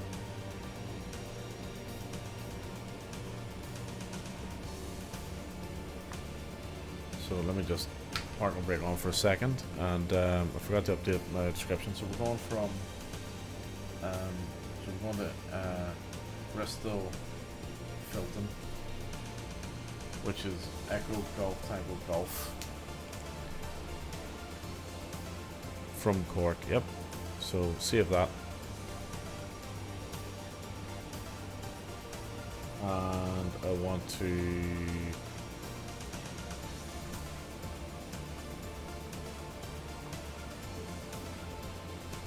hang on, I've lost my route. 1 second. Import. And then we'll copy. Oh, it's deleted by mistake. Get that into the bot. Right, good to go. Parking brake coming off. Landing lights coming on. Strobe lights coming on.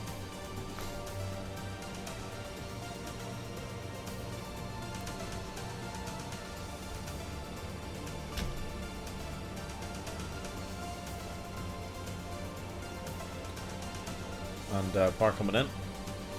Toga.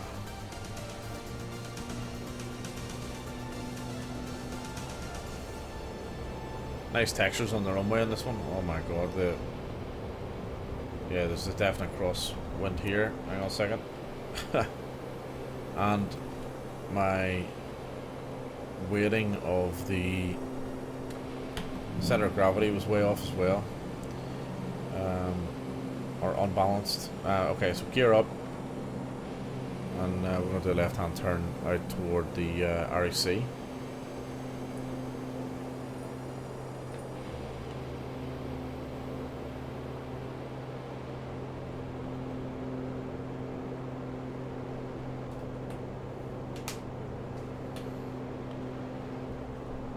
Okay. There was one thing I didn't look at, and I often forget it in this aircraft is was the altitude. So I'm gonna set autopilot on and nav mode on, and I'm gonna set my altitude to 16,000 feet. Oops. And it flaps up as well. I've got a massive stutter when I'm in the middle of doing this. Alright, flaps up, 16,000, so it's going to go vertical speed. And we want a vertical speed to set to about 1,800 feet per minute.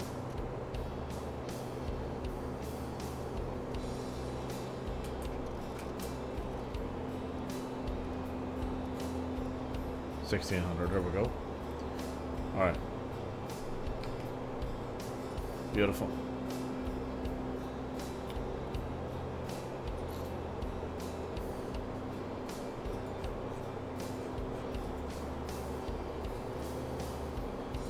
There we go. Leaving the southwest course. This is Cork here, southwest of Ireland. Sorry, Cork's over here.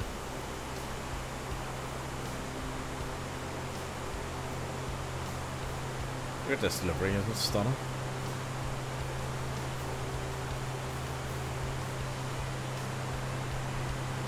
So I spotted doggy as well. Like.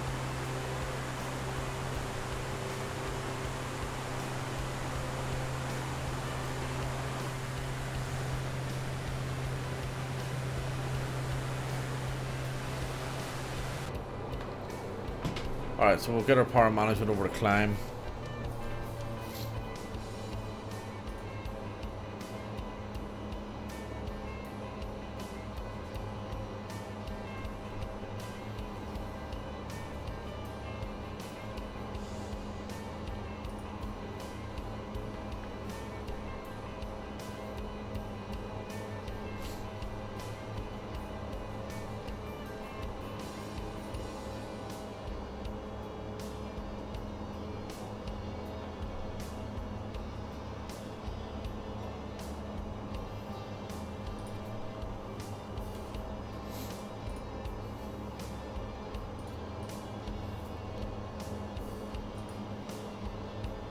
Still climbing, there we are. It's very, maybe we can, no,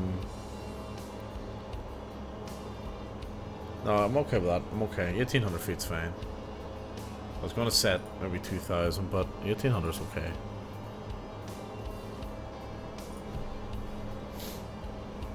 Okay, that's good.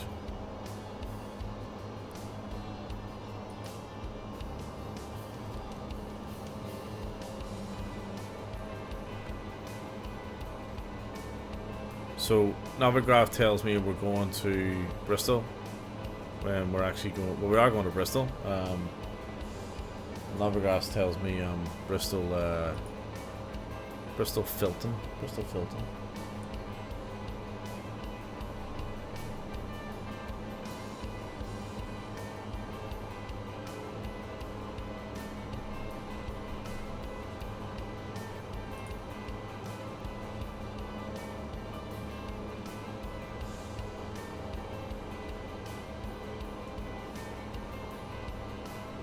Right, I haven't really put on any music tonight, so I might do that now. Live time, yep. Live weather.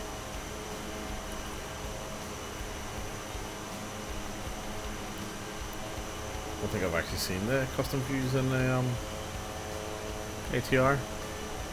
Right, let's see. Right, a little bit of music, lads, so bear with me for a moment. Let's get rid of that. Let's do that.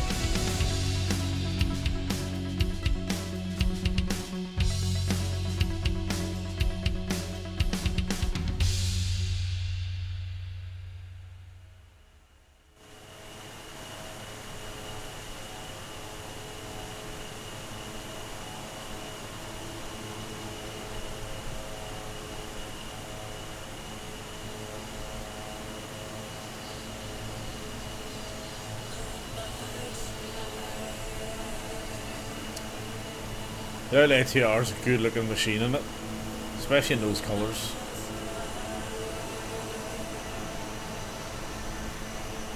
Beautiful. Right, we're over cruise. Just come back into power a little bit. We're cruising across the Irish Sea.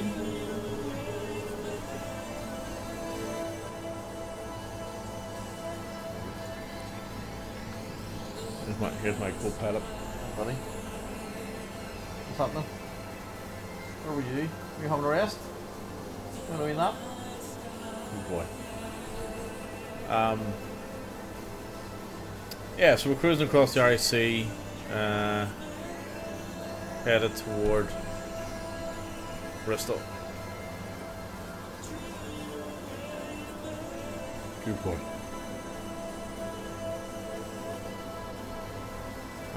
Let's see.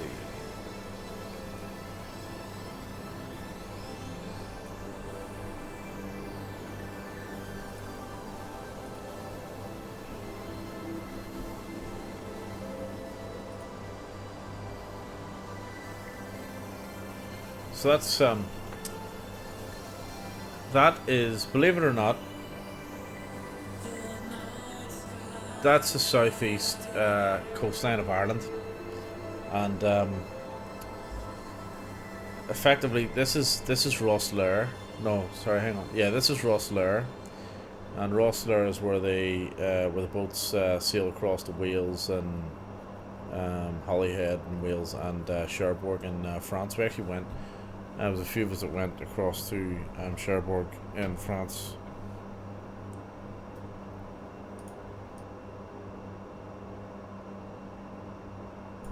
Let's just reposition the mic there. There was a few of us went across to Cherbourg in France from Rosslare years ago, and it was good fun on a day trip, or a couple, sort of long weekend to Paris. But see that stretch of beach there? This is called Ravens Point. It's a big forest, and this is Wexford town, and this is County Wexford. And that beach there, just on that curve, right on the bend, that is where Saving Private Ryan was filmed.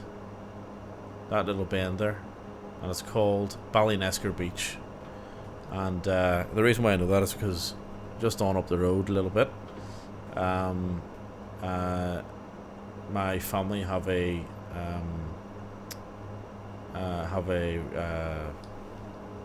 caravan or mobile home in one of the caravan parks, and we've been down to that site for about 40 years. So back in 1997, 98, whatever it was, we used to go up to the film site, and you would have had like all the big crosses around the beach with the wooden things, the tank stoppers that had the mines on top of them. Obviously they're all prosthetics, but you know, they were pretty cool though. And then you also had the bombs going off left, right and centre. You'd hear the shooting like every single day for about 3.5 weeks in July, and I think it was 97 or 97, 98. Then it might have been 1988. Can't remember exactly what year, but anyway, it was about a year before the film came out, obviously. And they filmed along the beach side. They filmed in County Kildare and the Curragh as well, and a few other places around Ireland. And they brought in like the Irish Army as extras for the opening scene in Saving Private Ryan. Amazing scene. And yeah, we used to cycle down on our bikes, and the beach was cordoned off, of course. And Tom Hanks and Steven Spielberg used to walk down to the cordon every morning, and with their coffee, and say hello to the locals and say hello to people, shake their hands. And yeah, it was, when you actually go back and watch that movie now, there's a lot of actors that started or really got, that was like their first film. Like Vin Diesel was in it, you know. Matt Damon at the time of filming wasn't known, and you know, Spielberg wanted a relatively, this is IMDb talking now, by the way, this is not inside knowledge, but according to IMDb anyway, Spielberg wanted somebody relatively unknown, and And so that's why I went with Matt Damon. Then he became a superstar overnight from his Oscar win with writing Good Will Hunting. But yeah, that little beach there, that's right. Of course, the pillars in the way, but that's where Saving Private Ryan was filmed, and back in the 90s. And at night time they opened up the beach so you could actually walk through. And the big bunkers. The big bunkers on the they were in the cliff on the beach. They were fiberglass, and we used to climb up and bang on them and do stupid things when we were kids for that period. And yeah, every single day you hear the bullets going off and you hear the shooting. And they had it obviously didn't look like the film because some of it was CGI, but they had a lot of like real explosions happening. And they also had a lot of real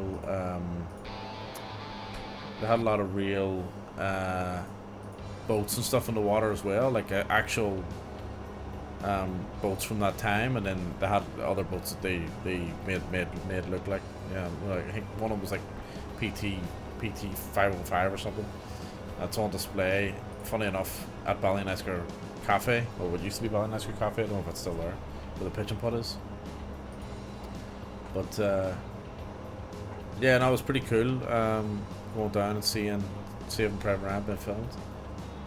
And not even that, just walking through the set, which is just a beach, at night time, when it wasn't being filmed, and hear all the guns and all go off. And Spielberg and Tom Hanks were staying in Enniscorthy in Wexford, and every morning you'd see the helicopter fly over. They chartered a helicopter from Enniscorthy down to the beach. And that was our cue, right? They're here, let's go, jump on the bikes and cycle up. That was like a 10-minute cycle. Brilliant. It's good fun. And as I say, the rest of it was filmed around, well, not the rest of it, some of it was filmed around the Curragh. And around a good bit of Ireland, and then England as well. Yeah, interesting experience, sort of seeing that one.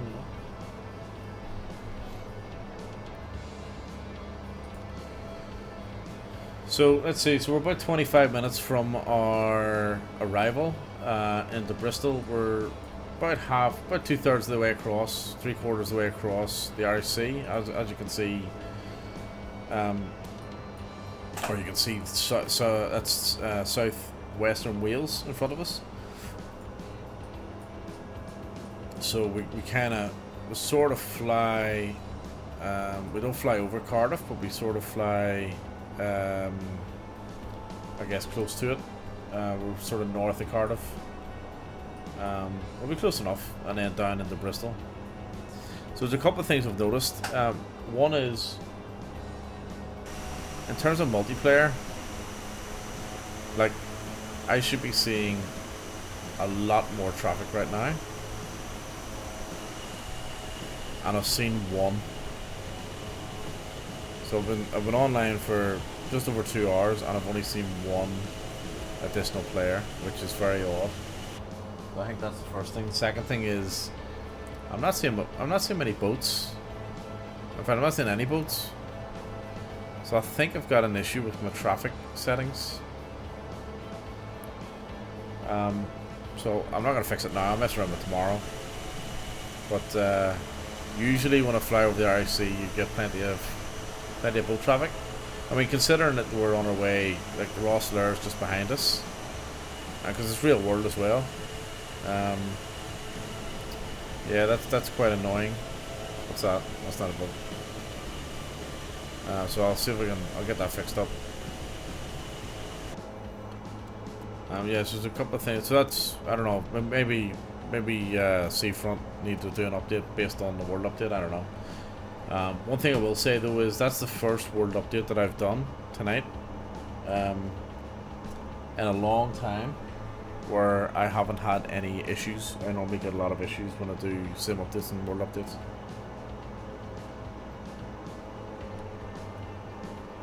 I can't remember which one it was, but there was one where I basically had to do a full reinstall of the sim. because it didn't update properly. It was a complete and utter disaster.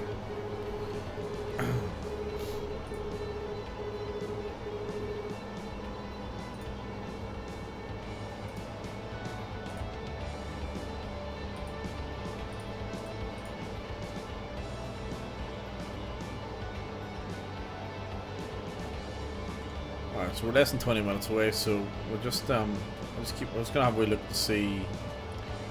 Let's see where or when our top of descent is. I think it's that way. In terms of range. So no, maybe it's the other way.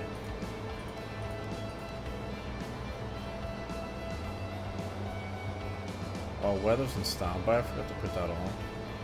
No, it's not. It's on. Oh, it's on now. Why is my range not working? So, nav, range. Ah, there we go. Okay. Top of descent. Right. That doesn't look right to me. Clearly.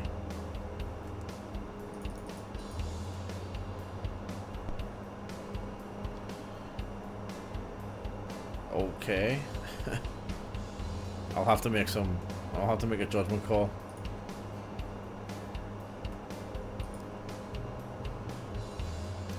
Oh, not sure what's happening there. That's okay. We'll make it work. Alright, so Bristol's gonna be. So I'll have a look at the arrival chart on Bristol. It's probably gonna be. You know what? I can't look at the arrival chart because I've got Bristol International plugged in there. So what we'll do is we'll go 2,000 feet. We'll set 2,000 and then we'll manually fly it in. We'll just go VFR. It'll be easier. What's that set to? 2,200. There we go. Okay, that's good.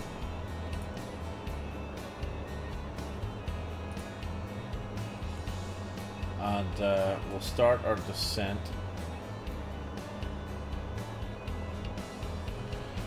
pretty soon, actually.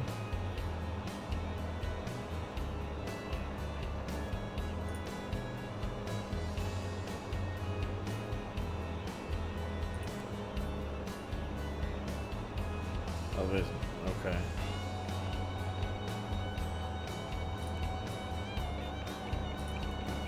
Alright, we'll throw in the head VNAV and let. Yeah. Okay. So we'll start a descent now. Bring the power back. Given that we're crossing over. So that's Milford Haven below us. And then we'll cross over Swansea. Then Cardiff. And then Bristol.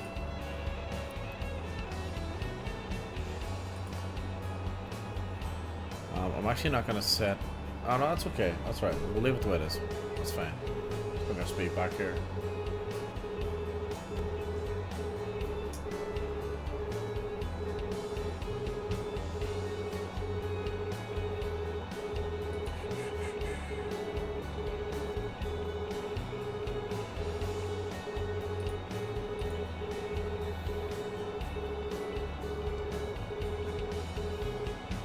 It's better.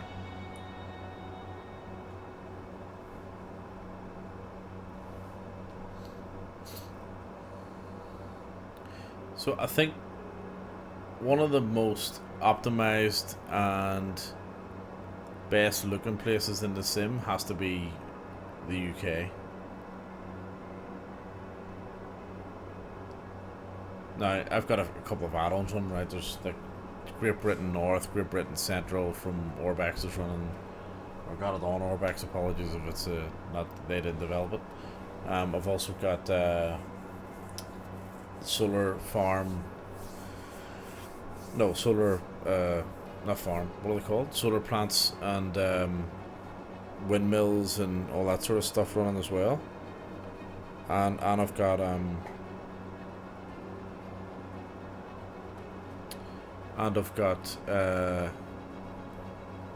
we love VFR. So there's a few things running, but you know, I get very low performance issues in UK, with the exception of Dublin and Heathrow.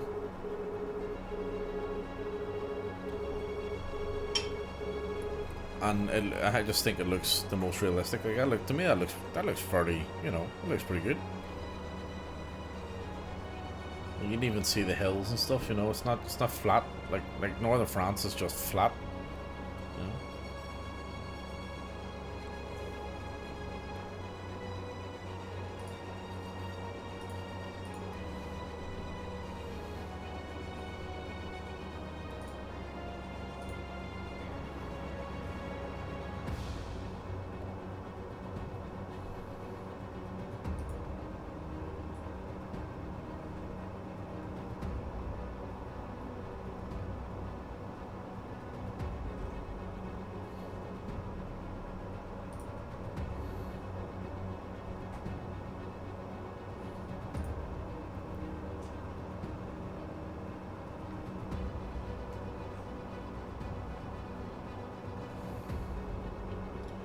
So I'm gonna hold our descent at around 5,000 feet.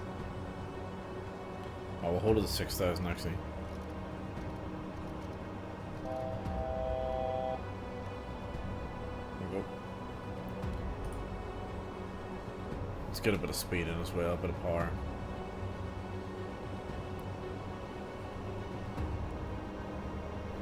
Put our landing lights on, giving up we're under 10,000.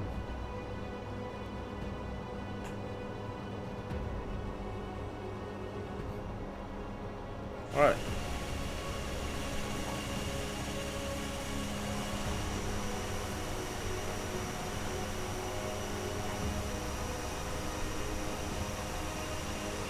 You see, like, zero multiplayer, like no multiplayer airplanes coming up at all. I'll just recycle again.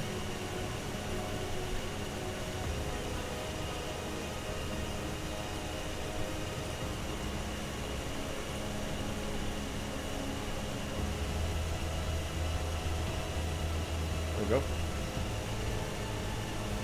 because that's clearly, you know, I've never been here ever. Like, considering London isn't that far away, you know, you've got line of sight to London here, and normally when we're flying, when I'm coming out of Bristol, you can see the traffic at Heathrow is in the multiplayer traffic at Heathrow. So yeah. Doesn't make sense. Doesn't make sense at all. As I said, I did make a few adjustments to the multiplayer earlier, so maybe that's done it. But it was working fine yesterday. Unless there's server issues.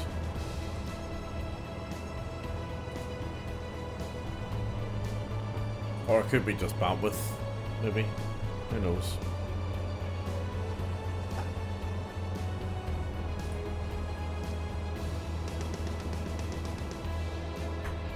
It's interesting though.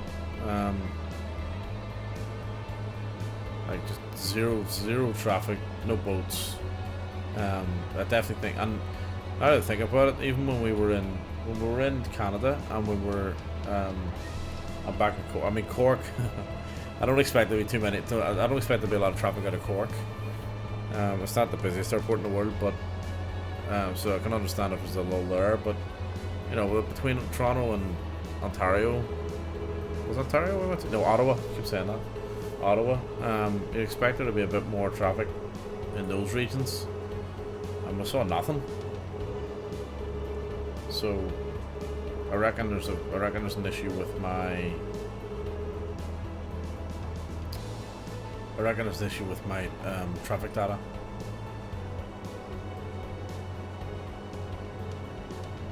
Excuse me. No, I'll fix that tomorrow.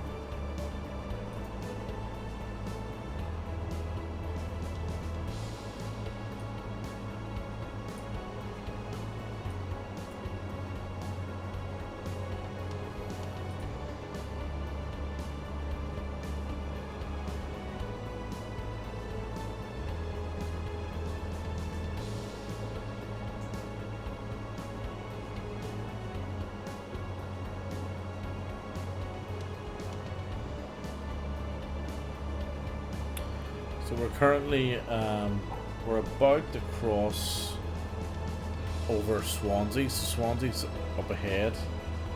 I'm wondering if I wonder if they've got, or between all these add-ons I was talking about, I wonder if they have the Swansea football ground.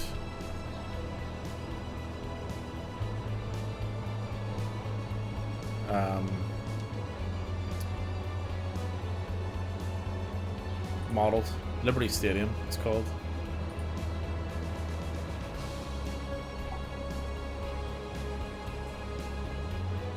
That'd be pretty cool. That'd be pretty cool. Let's see.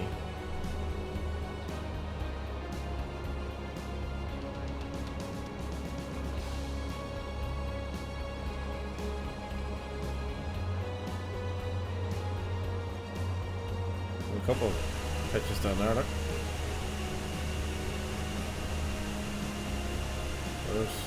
This is not Swansea though.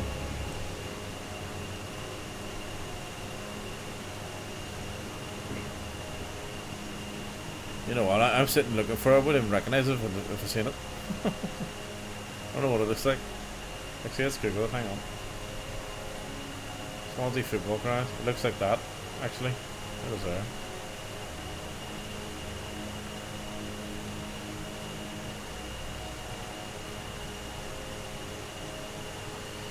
No, it's definitely not that. There's no mountain behind it. There's a bit of a hill behind it. And we're not even over Swansea anyway, so that makes sense.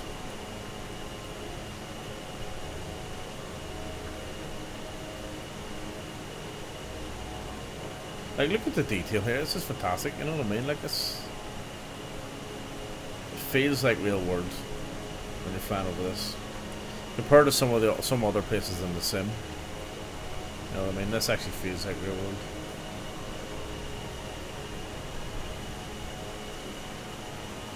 You know?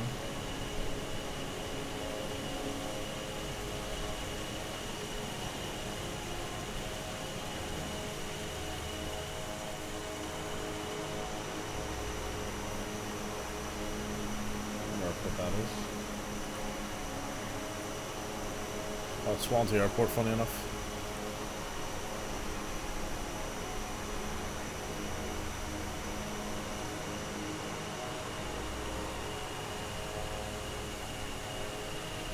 There it is there. Liberty Stadium. I'm assuming that's it. There's a hill behind it. Where's the hill? Yeah, I think that is it. It looks like from the picture it's got. That's right. It looks like it. I know it's hard to make out. And now that I zoom in a little bit closer, I don't know if that's the camera or if that's the texture, but look, it looks awful compared to some of the other modeling. You know, from this angle, it looks good. So we've got Swansea, then Cardiff,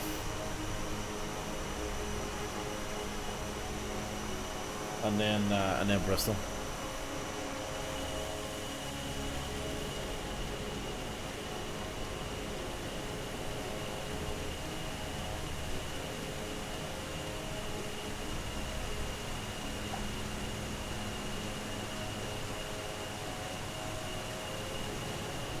I still think it looks pretty good, like. Oh, we're over speeding again. Slow down a little bit.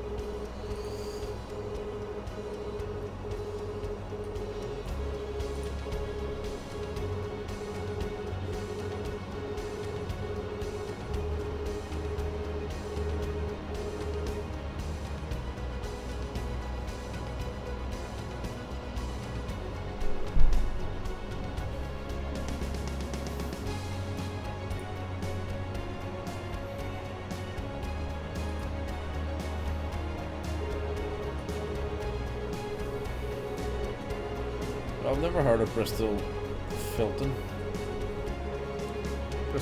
Airport in South Gloucestershire. I've flown into Bristol Airport a few times in real life as well, actually. Bristol Filton.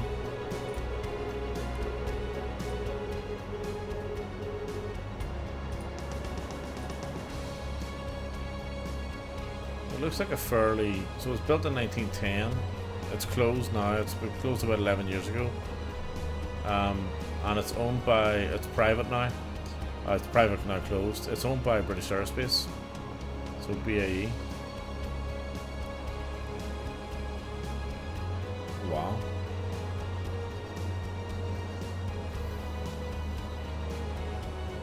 So they used Bristol Filton as part of the Concorde development. That's interesting.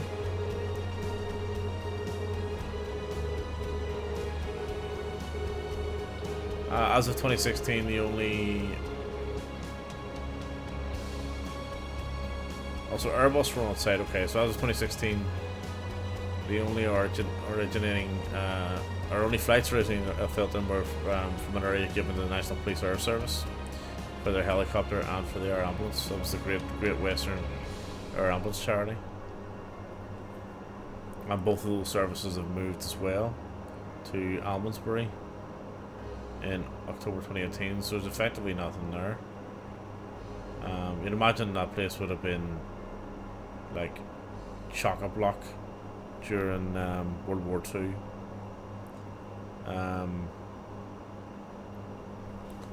Given its location. Oh, it actually says here, so on 25th September 1940, German aircraft based in France raided Filton. Oh wow. Caused extensive damage to the aircraft factories, as well as heavy loss of life when several air raid shelters were hit. In response, a squadron of submarine Spitfires was based at Filton. Before D-Day, US manufactured aircraft were assembled at Filton Aerodrome and from assemblies imported via Avonmouth docks. Filton became a major port of entry for US casualties after the D-Day landings in June 1944. Most of them taken to Frenchy Hospital, or Frenchy Hospital probably. Aircraft produced at Filton during the war included the Blenheim, Beaufort, Beaufighter and Brigand. Filton Aerodrome was upgraded to a concrete runway during 1941 and 42. Yeah, you could tell it was going to be that's a key strategic location for the war. Oh, there we go. So my multiplayer is coming back. Pilot Ahmed is on his way. Funny enough, yeah, I reckon I've changed. So he's pretty close, right? I think he's at Bristol. So I reckon the draw distance on. So I've changed the traffic variety from ultra to medium. And I think that's what it's done.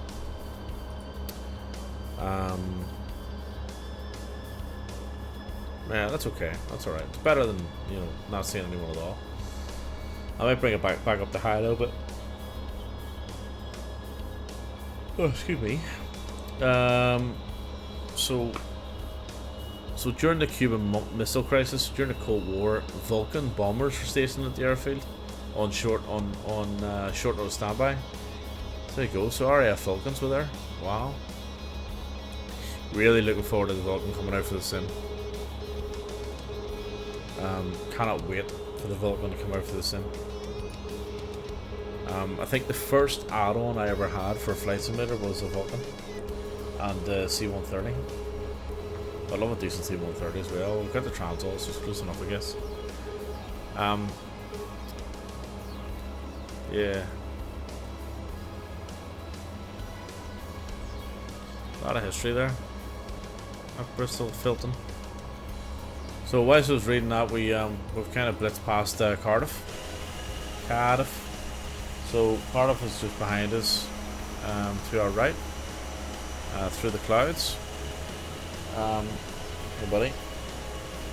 And once we nip across the Bristol Channel here, we'll be into Bristol, of course. So what I'm going to do, I've never been to this airport before, so what I'm going to do is, and I don't want to get confused with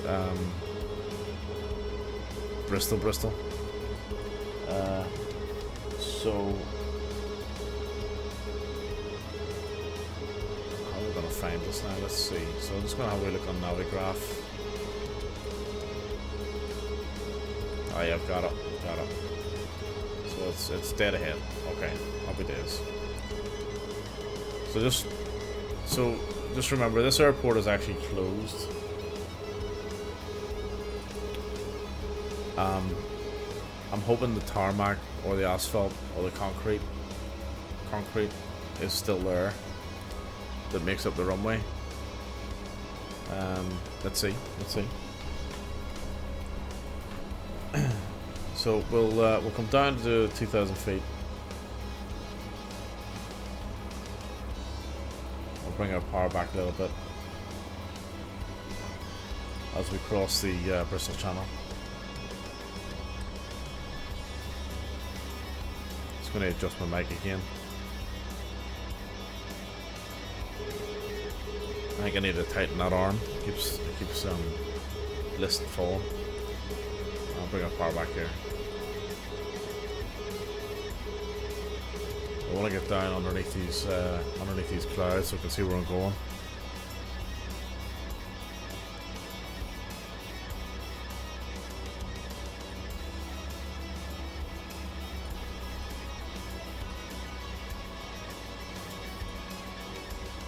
As I say, I don't want to confuse Bristol. I think it's Bristol International. So what I might do, and there'll be no lights on this thing either, it is there. So what I'm going to do is I'm going to go autopilot off my aircraft and we'll start lining up. So we're going to notch the flaps. Oh, I thought we were slower than that, I should have read that. And I'm going to deploy my gear. That alarm will stop in a moment. So I think that must be that'll be, so Bristol is on our right. I think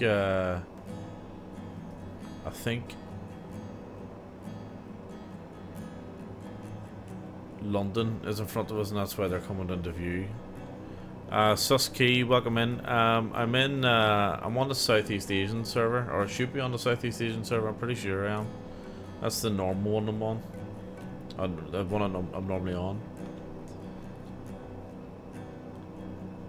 So I'm just starting to get some planes coming into view, or players coming into view now. And this was saying earlier on about Bristol, that usually you can see London pretty clearly, and it's, you know, full of nameplates.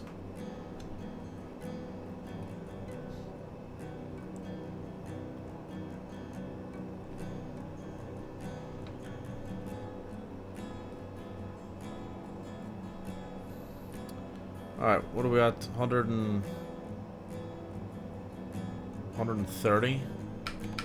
Alright, so we're coming on to full flaps. We'll bring our power back a little bit more. We'll try and touch this down with dignity.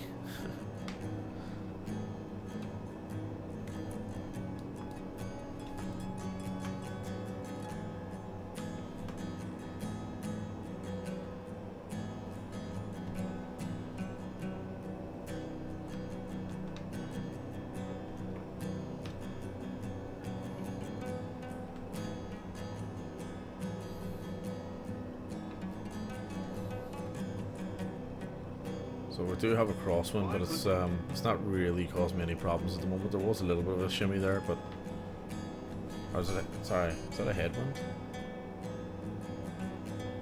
No, it's a crosswind. I can feel it. Let's get the nose up a little bit. I'm surprised the lights and all are still on this runway if it's not being used. Obviously it's there for emergency purposes. Alright, down we come. 100.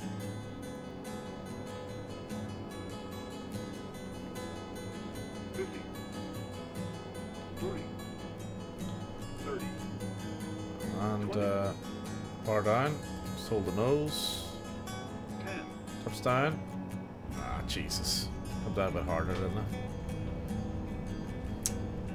Come down a bit hard. That's fine. Okay. So 747 sitting there. Brakes on.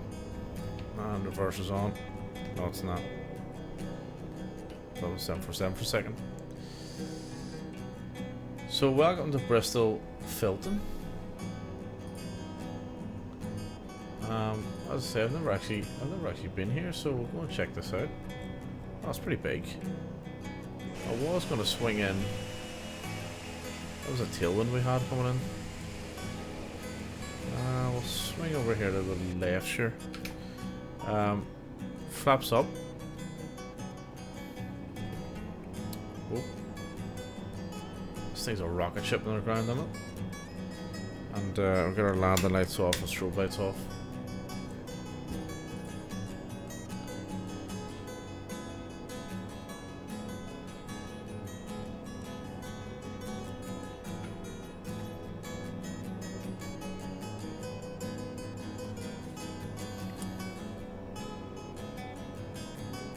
Don't think there's much here.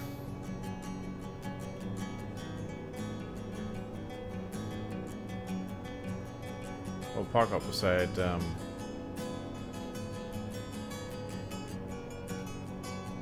here, look, where's your man? He's waiting for us. Look, we'll park beside this guy here. Alright, buddy. Or, hang on. Your man is a woman. Here will do. Let me see. Oops, sorry, love. It's a woman. Okay, right, so we've put our power management back over. Let's get our chocks off. Yep, that'll do. I did not mean to do that at all. I was supposed to hit the wheels, chocks, and ground power. So we'll take it. So cold and dark it is. And there we go. There's our another flight in the ATR. So that was was this your last flight? Yeah, I mean I think it is gonna be my last flight because it's about 11:30 here, so I'll make this one my last, and I'm going to head to bed. I will be back on probably tomorrow night. I missed last night, but I'll probably be back on tomorrow night. I do have something planned where I'm going to do a couple of, I don't know if it'll be tomorrow night, but I do have something planned where I'm going to work through a bit of a flight series. Excuse me. But I just don't know if I'll be ready for tomorrow night, and then if not, we'll do maybe a couple more ad hoc missions or something. That was the landing rate monitor gives a landing rate of 270 feet, by the way. So, so that was a bit harsh for an ATR, but that's okay. Yeah. So basically, we did a quick Canadian. We did 2 flights, which was, I thought we would have been quicker than that. But anyway, so we did the Canada flight. Took us a while to get going, just to get set up, and then we did the Cork to Bristol. And I think we earned about 700 points or something like that, so that was good for the virtual airline. So as I say, well, I'll probably be back tomorrow night around about I think it's 0900 Zulu, roughly, and we'll see how we go, and then hopefully after a 2-week break again, myself and Big Boss Robinson will be back on Saturday for another joint stream. All being well, and then over the next couple of weeks, I do want to get. I've got a plan to do like a Pan American, the Pan American Highway, flight. So it's about 30,000 kilometers worth of flights. Sort of goes from Alaska to Patagonia, and I'm just working through that flight plan and other bits and pieces at the moment. So there we go. Big Boss Robinson weekend dual stream. So happy days. So we'll do. So if anyone here wants to jump across to Big Boss Robinson and give him a follow, and if you're not following me, give us a follow as well. It would be much appreciated. We always do joint streams at the weekend, and we normally have a little bit of a series that we work through. I think the other day, what did we do the other day, on Saturday? What did we do? I can't remember what we did now. But anyway, I'm building a flight plan that sort of follows like a bit of a road trip. And yeah, and then tomorrow night we'll just do I'll just do a couple of solo flights. So that's the plan. So thank you for. I'm gonna hit the bed shortly. So thank you for everyone for jumping in. And watching along. Kern Valley. Oh yeah, so we did Kern Valley. Yeah, so we did there was a lot of California, flights and in and out of Kern Valley and a place called Kernville, and we went up to the old sort of gold rush towns and mining towns, from the old west. Yeah, that was good fun. And yeah, so we'll continue doing those types of flights. Yeah, so as I say, I'm gonna head to bed. Go work tomorrow. So I'll get some sleep. But thanks for jumping in. Thanks for joining me, and I will catch you probably tomorrow night for me. So Australian time, around about 8 p.m. and which is about 900 Zulu. And we'll do a bit more, and then as I say, we'll be doing dual streams.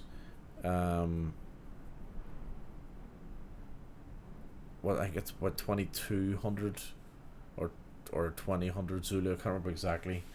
On Saturday, which effectively is Friday night. Actually, Saturday for me, if that makes sense.